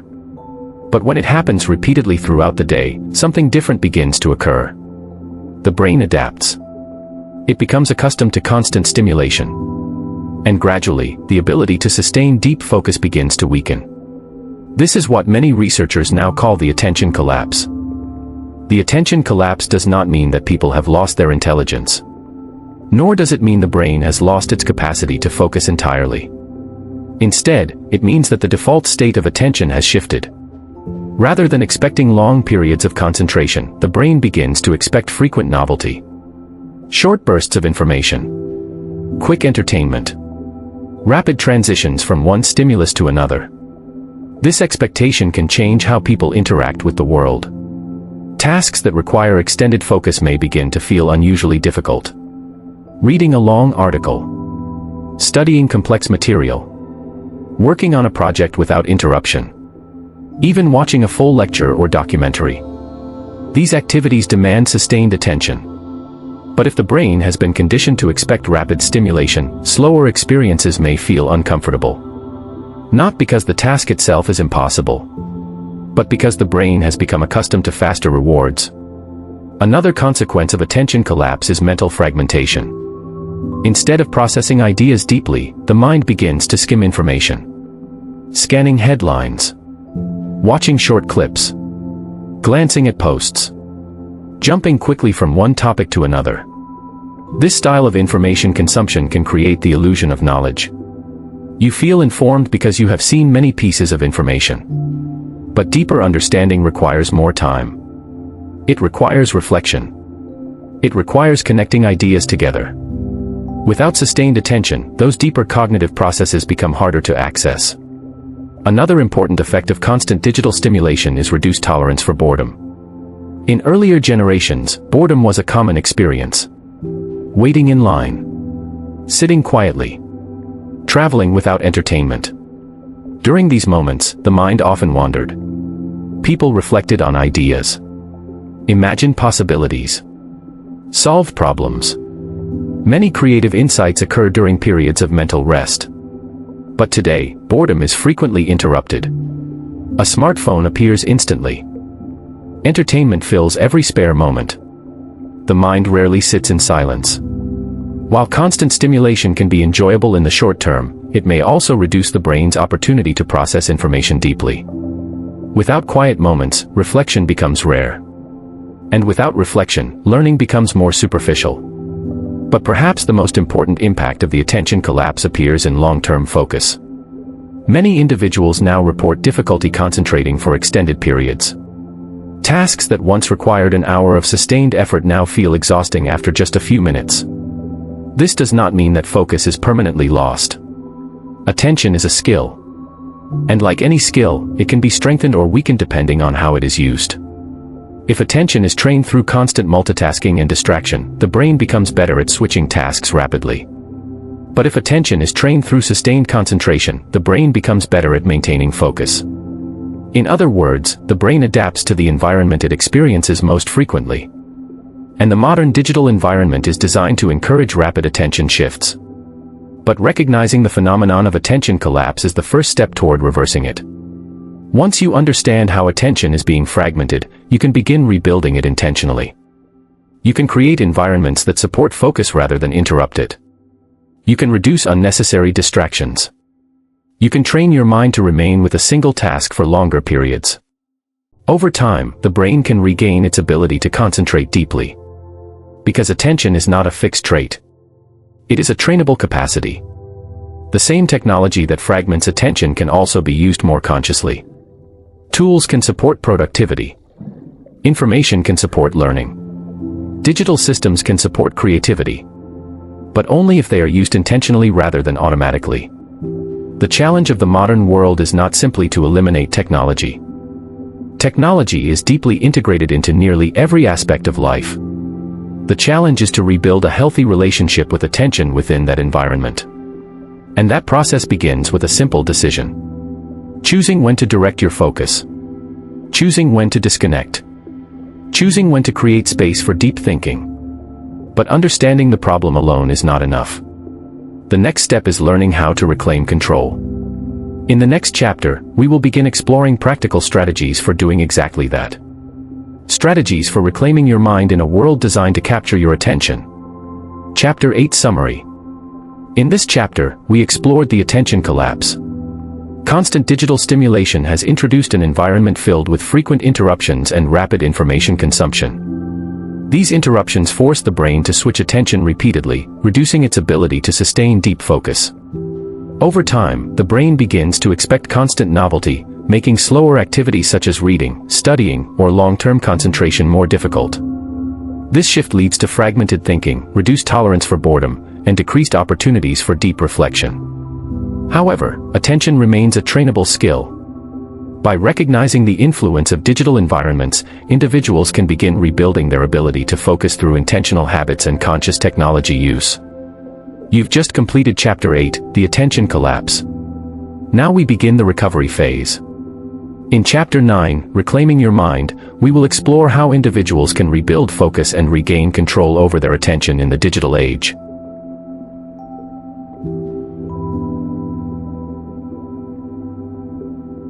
Chapter 9, Reclaiming Your Mind.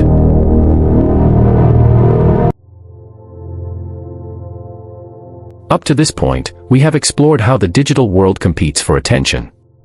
We examined the systems behind smartphone design, social media platforms, infinite scroll feeds, and gaming reward loops. Each of these systems is carefully engineered to capture and hold human focus.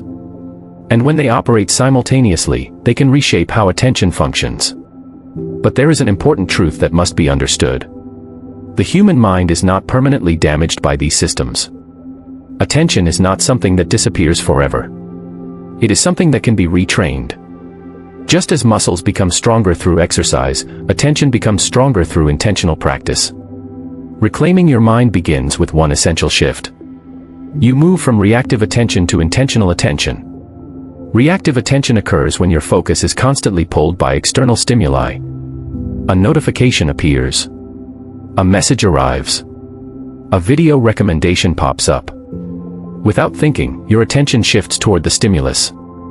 The environment controls where your mind goes. Intentional attention works differently. Instead of reacting automatically, you decide where your focus will go. You choose the task. You choose the duration. And you protect that focus from unnecessary interruptions. This shift may sound simple. But in a digital environment filled with constant stimuli, it requires deliberate effort. The first step in reclaiming your mind is awareness. Many people underestimate how often their attention is interrupted during the day. A quick phone check. A glance at social media. A notification from an app. Each interruption may seem harmless.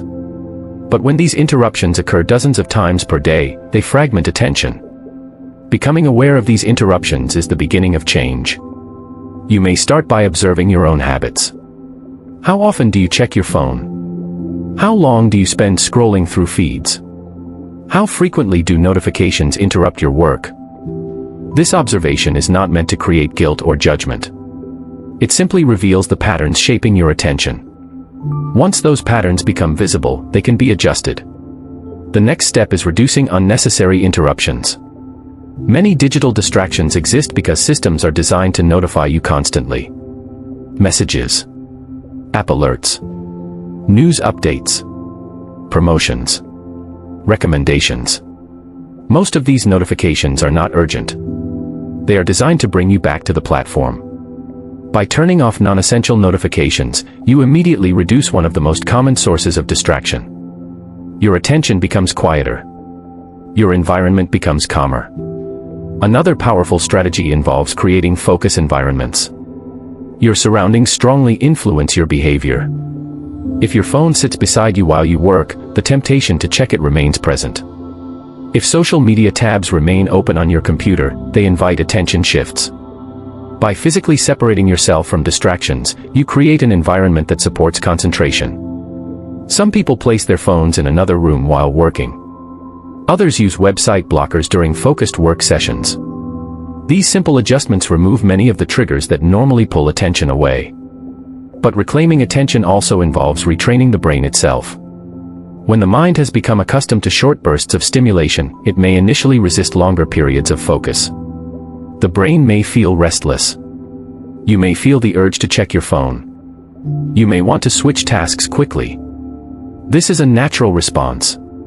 Your attention has been conditioned to expect frequent novelty. But like any habit, this pattern can change with practice. One effective approach is the use of structured focus sessions. You choose a specific task. Then you commit to focusing on that task for a fixed period of time. For example, 25 minutes of uninterrupted work. During that time, you ignore notifications and avoid switching tasks. After the session ends, you take a short break. Then you begin another session.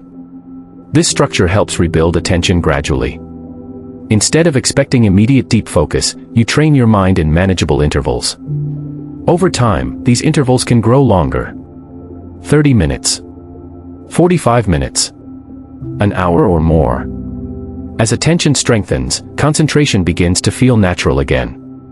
Another essential component of attention recovery is mental rest. In the digital world, many people fill every spare moment with stimulation. Waiting in line. Riding public transportation. Standing in an elevator. The phone appears instantly. But allowing the mind to rest during these moments can be extremely valuable. Silence allows the brain to process information. It creates space for reflection. Ideas emerge more easily when the mind is not constantly reacting to new stimuli. Even brief periods of quiet can help restore mental clarity. Another powerful practice is intentional technology use. Instead of eliminating digital tools entirely, you begin using them more deliberately. You open an app for a specific purpose. You complete the task. Then you close it. You avoid wandering through feeds without direction. This approach transforms technology from a distraction into a tool. It serves your goals rather than controlling your attention. Reclaiming your mind also requires patience. The attention patterns developed over years of digital exposure do not change overnight. But gradual improvements accumulate. A little more focus each day. A little less distraction. A little more control over where your attention goes. Eventually, something remarkable happens. You begin experiencing deep focus again. Long periods of uninterrupted concentration. Clear thinking. Creative insight. Work that once felt difficult becomes easier. Tasks that require great effort begin to flow naturally.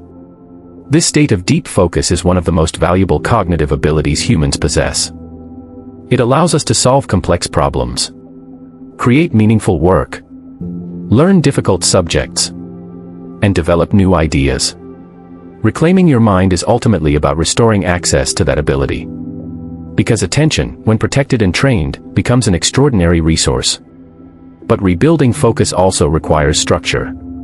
Habits that support intentional attention must become part of daily life. In the next chapter, we will explore exactly how to build those habits. Practical systems for developing digital discipline in a world full of distractions. Chapter 9 Summary. In this chapter, we explored how individuals can begin reclaiming their minds from constant digital distraction. The first step involves shifting from reactive attention, where focus is pulled by external stimuli, to intentional attention, where individuals decide where their focus goes. Strategies for rebuilding attention include increasing awareness of digital habits, reducing unnecessary notifications, creating distraction-free environments, and practicing structured focus sessions.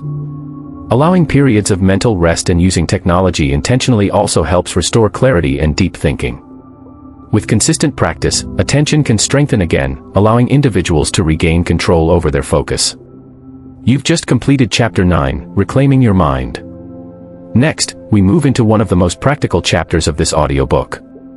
In Chapter 10, Digital Discipline, we will explore the habits and systems that allow individuals to maintain focus and control their technology use in everyday life.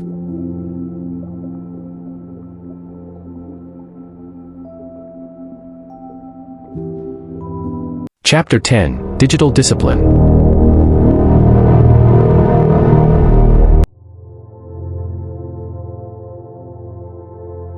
Reclaiming your attention is not a single decision.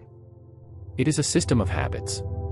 Because the digital world does not disappear when you decide to focus. The notifications still exist. The feeds continue updating. The algorithms continue competing for your attention. Which means that maintaining control over your focus requires something stronger than motivation. It requires discipline. Digital discipline is not about rejecting technology. Technology has become deeply integrated into work, communication, education, and daily life. The real challenge is learning to use technology intentionally rather than automatically. Digital discipline begins with understanding a simple truth. Your attention follows your environment. If your environment constantly invites distraction, your attention will drift. But if your environment supports focus, your mind will follow that structure. One of the most effective strategies for building digital discipline is environmental design. Instead of relying on willpower alone, you shape your surroundings so that focus becomes the easiest option. For example, many people keep their phones within arm's reach at all times. During work, during meals, even during conversations. The phone becomes a constant presence, quietly waiting to pull attention away. But something interesting happens when the phone is physically removed from the environment. Placed in another room, stored in a bag, or simply turned face down and out of sight. The frequency of checking it decreases dramatically. The mind stops anticipating notifications. Attention stabilizes. This simple adjustment changes behavior without requiring constant self-control. Another key element of digital discipline is scheduled technology use. Most people interact with digital platforms continuously throughout the day. Messages are checked instantly. Social media is opened repeatedly. Emails are refreshed every few minutes. But this constant access creates fragmented attention. Instead of completing tasks fully, attention becomes scattered across multiple streams of information. Digital discipline introduces boundaries. Instead of checking messages constantly, you check them at specific times. Perhaps once in the morning, once in the afternoon, and once in the evening. Instead of scrolling through social media randomly, you schedule a short period for it. These boundaries create clarity. Technology becomes an activity rather than a constant background presence. Another important habit is single tasking. Modern digital culture encourages multitasking. People attempt to write emails while checking messages, listen to meetings while browsing social media, watch videos while replying to texts. But the brain does not truly multitask. It switches rapidly between tasks. And every switch reduces efficiency and increases mental fatigue. Single tasking reverses this pattern. You focus on one task, complete it, then move to the next. This approach may feel slower at first, but in reality, it produces higher quality work and stronger concentration, because the brain remains engaged with one problem instead of constantly resetting. Another critical part of digital discipline involves intentional consumption. The internet offers an unlimited stream of information. Articles, videos, news, opinions, updates. Without clear intention, it becomes easy to wander through this endless content for hours. Intentional consumption asks a simple question before opening a digital platform. Why am I using this right now? If you open an app to send a message, you send the message. Then you close the app. If you search for specific information, you read what you need. Then you leave the platform. This small moment of awareness prevents attention from drifting into unplanned scrolling. Digital discipline also includes daily focus rituals. These are consistent routines that signal the brain that it is time for deep work. For example, some people begin their day with a focused work session before checking any messages. Others create a specific workspace where only focused tasks occur. Some use timers to structure their concentration periods. These rituals train the brain to enter a focused state more quickly. Over time, the mind associates those routines with deep concentration. Another powerful tool is the concept of digital minimalism. This idea encourages individuals to reduce unnecessary digital tools and platforms. Many people maintain dozens of apps and accounts that compete for their attention. But not all of them add meaningful value. By removing or limiting the platforms that consume attention without providing real benefit, individuals create a simpler digital environment. Fewer distractions, more clarity, more time for meaningful work and personal activities. Digital discipline also requires regular disconnection. Continuous connectivity can exhaust the mind. Constant messages, continuous updates, endless streams of information. Scheduling periods without digital devices allows the brain to recover. Some people choose to disconnect during meals. Others avoid screens during the first hour of the morning. Some dedicate certain evenings to offline activities. These moments create balance. Technology becomes part of life rather than dominating it. Over time, these habits reshape how attention operates. Instead of reacting to every notification, the mind becomes calmer. Instead of jumping rapidly between tasks, concentration becomes deeper. Instead of feeling overwhelmed by constant information, the brain learns to filter what truly matters. Digital discipline is not about perfection. There will still be moments of distraction, moments of curiosity, moments when attention drifts. But the difference is awareness. You recognize when your focus has been captured, and you return it intentionally to what matters most.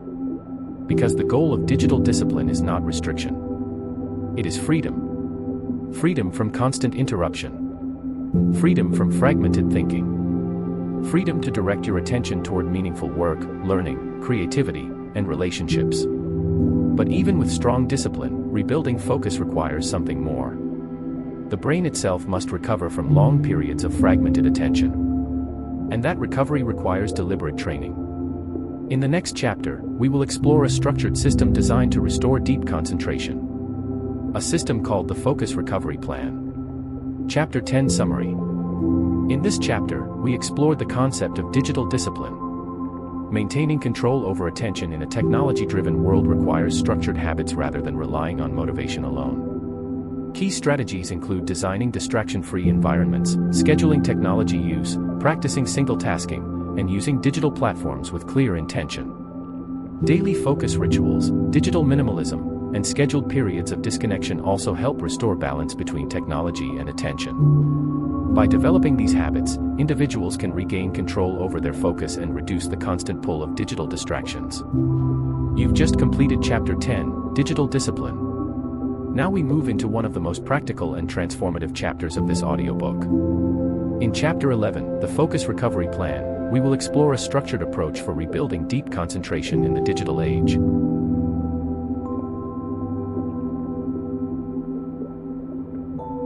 Chapter 11, The Focus Recovery Plan.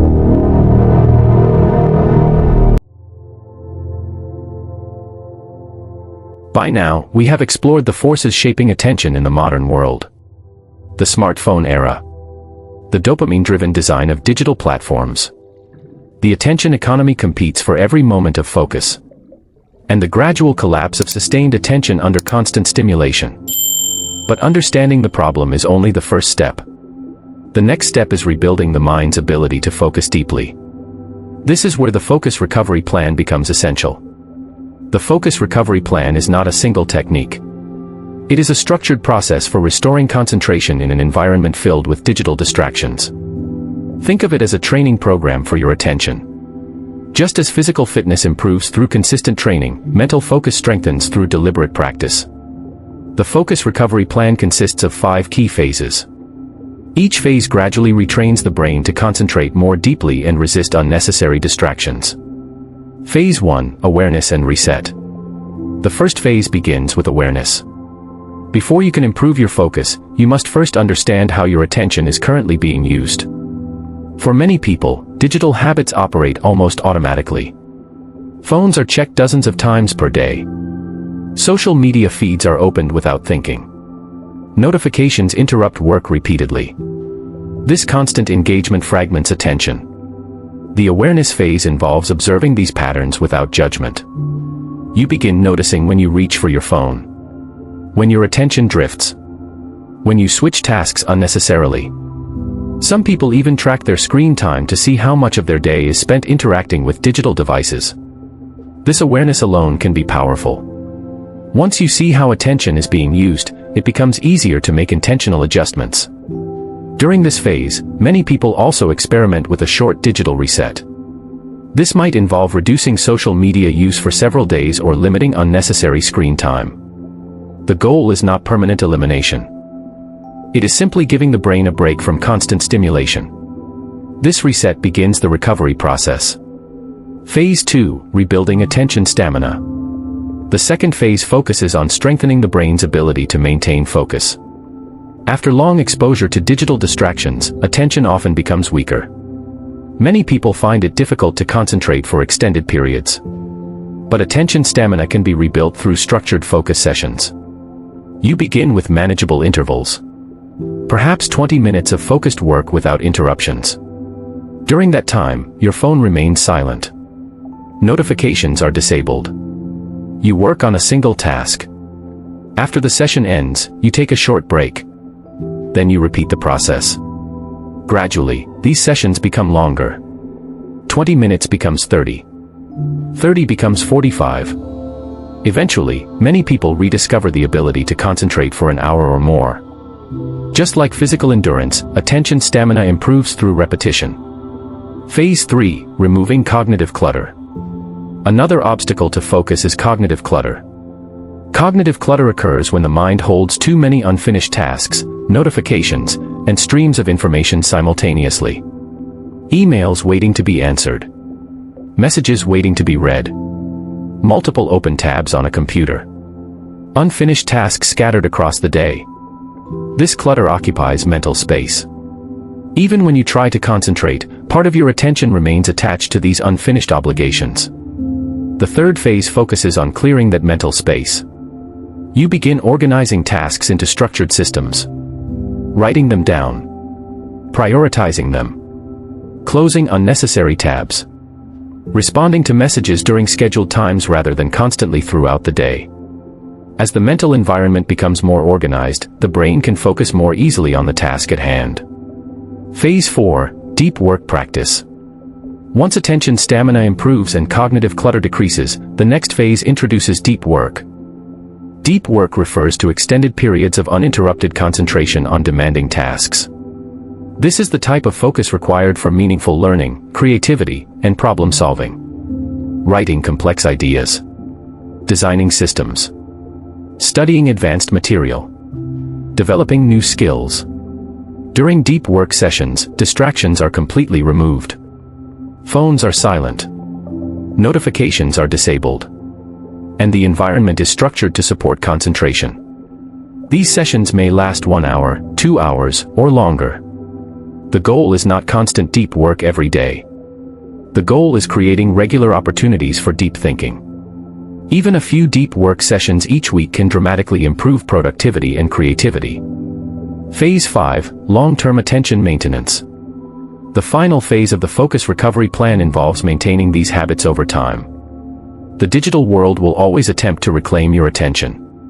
New platforms will emerge. New notifications will appear.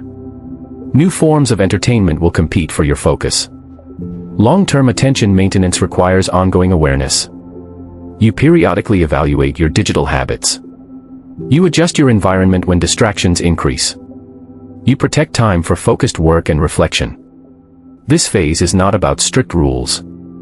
It is about maintaining a healthy relationship with technology. One where digital tools serve your goals rather than controlling your attention. The transformation of attention. When these 5 phases are practiced consistently, something remarkable happens. Attention begins to change. The mind becomes calmer. Distractions lose their power.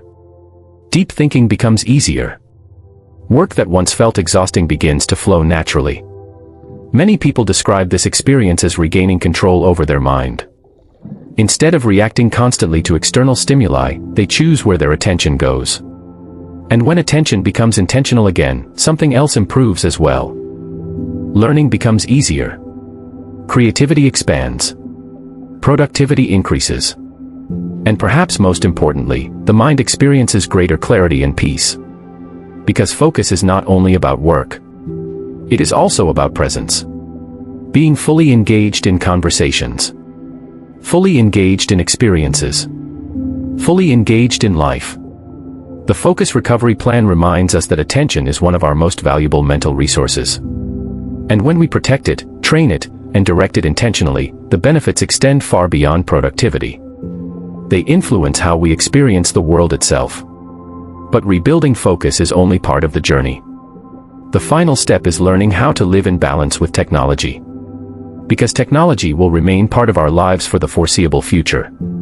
The key is developing a new relationship with it. One that protects attention while still allowing us to benefit from the digital world. In the next and final chapter, we will explore exactly that. Chapter 11 Summary. In this chapter, we introduce the Focus Recovery Plan, a structured system for rebuilding attention in the digital age. The plan includes 5 phases: developing awareness of digital habits, rebuilding attention stamina through focused work sessions, removing cognitive clutter, practicing deep work, and maintaining long-term attention discipline. By gradually strengthening these habits, individuals can restore their ability to concentrate deeply and regain control over their mental focus. You've just completed Chapter 11, the Focus Recovery Plan. Now we arrive at the final chapter of this audiobook. In Chapter 12, The New Relationship with Technology, we will explore how to live productively and intentionally in a digital world without losing control of your attention.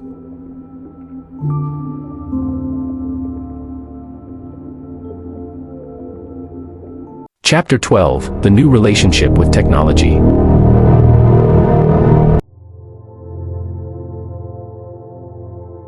Technology is not the enemy. That may sound surprising after everything we have explored in this audiobook. We have examined the dopamine-driven design of digital platforms. The algorithms compete for attention. The reward loops built into games and social media. The endless scroll. The notifications. The attention collapsed. But the purpose of this exploration was never to demonize technology. The purpose was to understand it. Because technology itself is simply a tool. And like any tool, its impact depends on how it is used. Fire can cook food, but it can also burn down a forest. The internet can educate millions of people, but it can also distract millions more. The difference lies in the relationship we develop with it. For many people today, technology has become something closer to an automatic habit. Phones are checked without thinking. Apps are opened repeatedly throughout the day. Content is consumed endlessly without intention. In this relationship, technology leads. Attention follows. But the future requires a different model. A new relationship with technology. One where humans remain in control of their attention.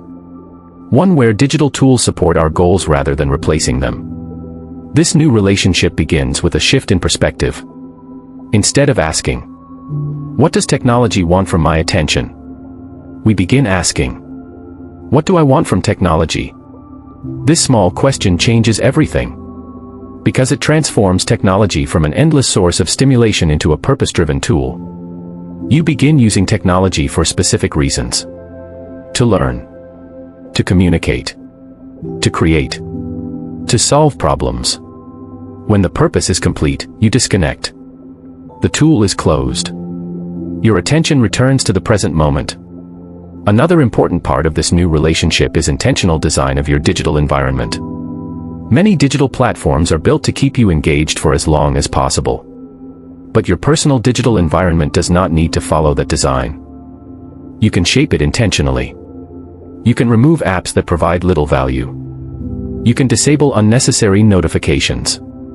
You can organize your devices around productivity rather than entertainment. These small changes shift the balance of control. Instead of reacting to every digital signal, you interact with technology on your own terms. Another essential element is attention boundaries. Healthy relationships require boundaries. The same is true for technology. Without boundaries, digital platforms expand into every part of life. Work time, rest time, family time, even sleep. But when boundaries are established, technology becomes balanced again. For example, you may decide that mornings begin without checking your phone. You may choose to disconnect during meals. You may set limits on how long social media is used each day. These boundaries protect attention. They create space for deeper experiences. Another part of this new relationship involves choosing quality over quantity.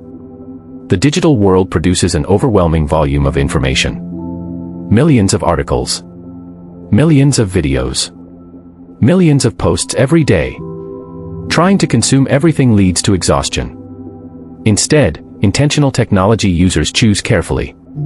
A few meaningful sources of knowledge. A few valuable conversations. A few creative projects. Quality replaces endless quantity. This shift allows attention to remain deeper and more focused. Another powerful principle is using technology to create rather than only consume. Most digital platforms are designed for passive consumption. Scrolling. Watching. Reading. But technology also offers powerful tools for creation. Writing ideas. Recording videos. Building businesses. Designing solutions. When attention moves from passive consumption to active creation, the relationship with technology transforms. Instead of draining energy, digital tools begin producing value. Another important element of a healthy digital relationship is regular disconnection. The brain benefits from moments without digital input. Moments of silence. Moments of reflection. Moments where attention rests instead of reacting. These moments may appear during walks, during exercise, during conversations, or simply during quiet time without devices. In these spaces, the mind processes ideas more deeply. Creativity emerges more easily. And attention becomes stronger again. Ultimately, the goal is not to escape technology. Technology will continue evolving. New platforms will emerge. New forms of digital engagement will appear. The goal is to remain conscious within that environment. To remember that your attention is valuable. It shapes your thoughts, your productivity, your creativity, your relationships, and your life experiences. Where attention goes, life follows. If your attention is constantly scattered, your experiences become fragmented.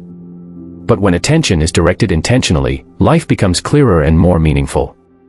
The new relationship with technology protects that clarity. It allows individuals to enjoy the benefits of the digital world while preserving the most important human ability of all: the ability to focus. Because focus is more than productivity. Focus allows us to learn deeply, to create meaningful work, to connect fully with others, to experience the world with presence and awareness. And in an age where attention is constantly under pressure, the ability to focus becomes one of the greatest advantages a person can develop. The future will belong not only to those with the fastest technology, but to those who maintain control over their attention. And that control begins with a simple decision: to use technology consciously, rather than allowing it to use you. Chapter 12 Summary. In this chapter, we explored how to develop a new relationship with technology. Technology itself is not inherently harmful, but modern digital systems are designed to capture attention. By shifting toward intentional use, individuals can transform technology into a tool that supports learning, creativity, and productivity. Key principles include defining clear purposes for technology use, establishing attention boundaries, choosing quality over quantity in information consumption, prioritizing creation over passive consumption, and scheduling regular periods of disconnection.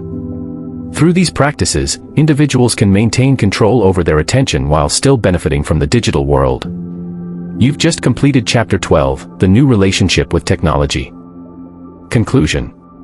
We now live in one of the most technologically advanced periods in human history. Never before have so many tools, platforms, and sources of information been available at our fingertips. With a single device in our pocket, we can communicate across the world, access unlimited knowledge, learn new skills, and connect with millions of people. Technology has transformed the way we live, work, and learn. But with that transformation has come a new challenge. A challenge that is rarely discussed openly: the silent competition for our attention. Throughout this audiobook, we explored how the digital world has evolved into a powerful attention marketplace. A place where companies, platforms, and algorithms compete for one of the most valuable resources humans possess: focus. In the early chapters, we examined how the smartphone revolution changed daily life. Devices designed to simplify communication quickly became constant companions. Notifications began arriving at every hour of the day. Messages, updates, videos, and feeds created a steady stream of stimulation. From there, we explored the psychological systems behind modern technology. The dopamine-driven reward loops that encourage repeated engagement.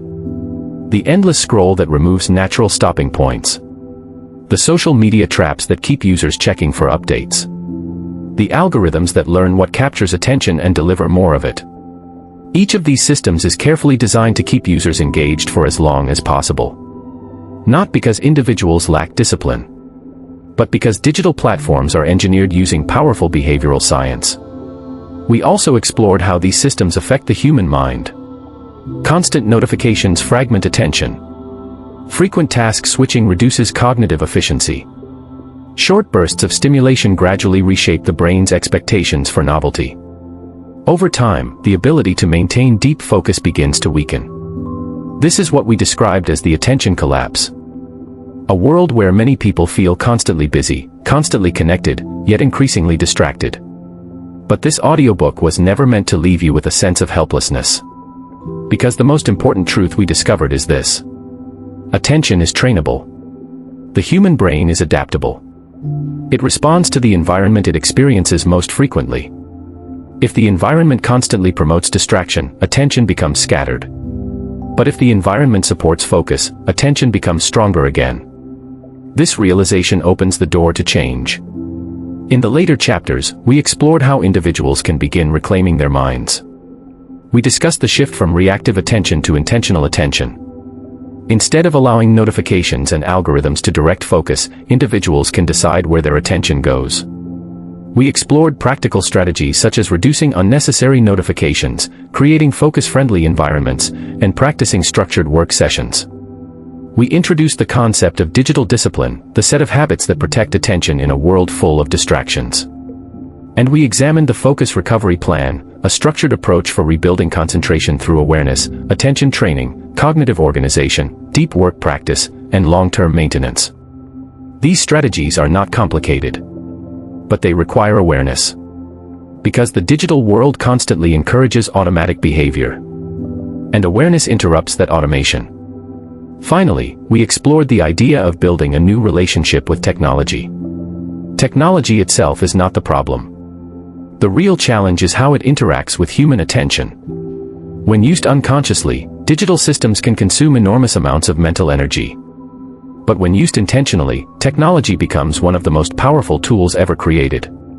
It can expand knowledge, accelerate creativity, enable global collaboration, and support meaningful work. The difference lies in who controls the relationship. Does technology control your attention? Or do you control how technology is used?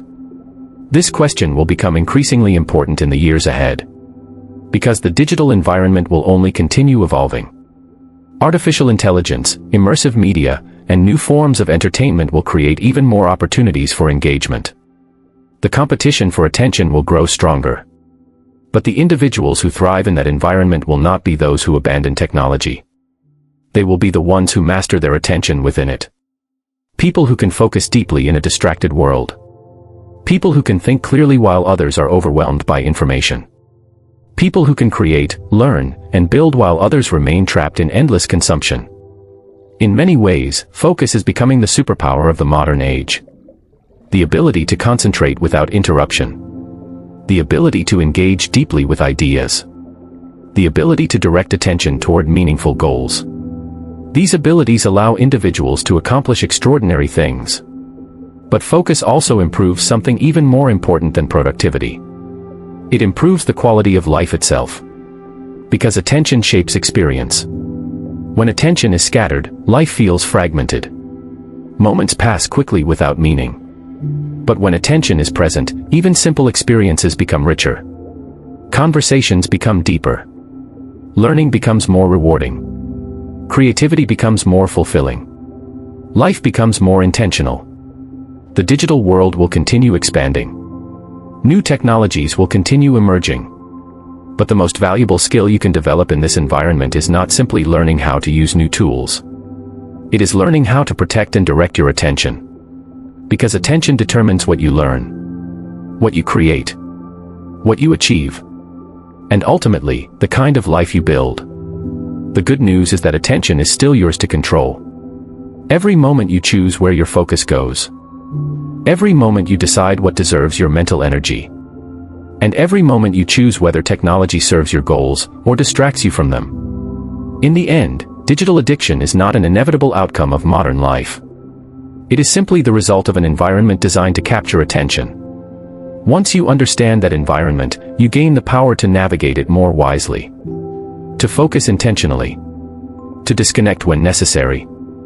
And to build a life where technology supports your purpose rather than replacing it. Your attention is one of the most valuable resources you possess. Protect it. Train it. Direct it. And it will shape a future filled with clarity, creativity, and meaningful achievement. You've just completed the conclusion of Digital Addiction, How Technology is Rewiring Your Brain. Next, we will move into the final words, where we bring together the core message of this audiobook and leave you with one final thought about your attention in the digital age. Final words. You've just reached the end of this audiobook. The Attention Economy, How the Digital World is Stealing Your Focus. Over the last few hours, we explored something that affects nearly every person living in the modern world. Not just technology. Not just smartphones. But the battle for human attention. We explored how digital systems are designed. How algorithms compete for every second of your focus. How social media platforms, streaming services, notifications, and infinite scrolling are carefully engineered to keep people engaged for as long as possible. In today's digital world, attention has become one of the most valuable resources on the planet. Entire industries are built around capturing it. Companies compete for it. Platforms monetize it. And billions of people spend hours every day inside systems designed to hold their focus. But this audiobook was never just about understanding the problem. It was about discovering something much more powerful. Your ability to take your attention back. Because attention is not something the digital world owns. Attention is something you direct. Every day. Every moment. Every decision about where your focus goes. The digital world will continue growing. New platforms will appear. New apps will compete for your time. New forms of entertainment will try to capture your curiosity. But the individuals who succeed in this new world will not be the ones who simply consume more information. They will be the ones who protect their attention. The ones who can think deeply. Work deeply. Learn deeply. And live intentionally in a world filled with distractions. And if you've listened this far, it means you are already taking the first step. You are becoming aware. Aware of how attention works. Aware of how technology influences the brain. And aware that focus is one of the most valuable skills a person can develop today. If you found this audiobook valuable, I highly recommend exploring the other audiobooks on this channel as well. Each one explores a different piece of the modern focus and productivity puzzle. You can continue your journey with The Dopamine Trap, where we explore how modern rewards, entertainment, and instant gratification quietly shape human behavior. Then move on to The Dopamine Reset, a powerful guide for breaking cycles of overstimulation and restoring mental clarity. You can also listen to The Focus Protocol, a complete system for building deep concentration and mastering productivity in a distracted world. And now, the audiobook you've just completed. The Attention Economy, How the Digital World is Stealing Your Focus. Together, these audiobooks form a powerful series designed to help you understand and master your attention in the digital age. But the journey doesn't stop here. The next audiobook coming soon to this channel will be The Discipline Code. In that audiobook, we'll explore one of the most powerful forces behind long-term success. Not motivation. Not talent. But discipline. How disciplined habits shape achievement. How self-control is developed. And how ordinary people build extraordinary results through consistent action. If you want to strengthen your focus, productivity, and mental resilience, the Discipline Code will be a powerful next step. So stay tuned. And keep building your mental advantage. If you enjoyed this audiobook, there is one small action you can take that helps this channel grow and allows more people to discover these ideas. Like the video. Share it with at least 7 people who might benefit from understanding how the digital world affects attention. Leave a comment about the biggest insight you gained from this audiobook. And of course, subscribe to the channel for more long-form audiobooks designed to strengthen your mind, focus, and personal growth. Your support helps this channel continue producing powerful audiobooks just like this one. Thank you for listening. And remember this. In a world where everything is competing for your attention, the person who controls their focus controls their future. I'll see you in the next audiobook.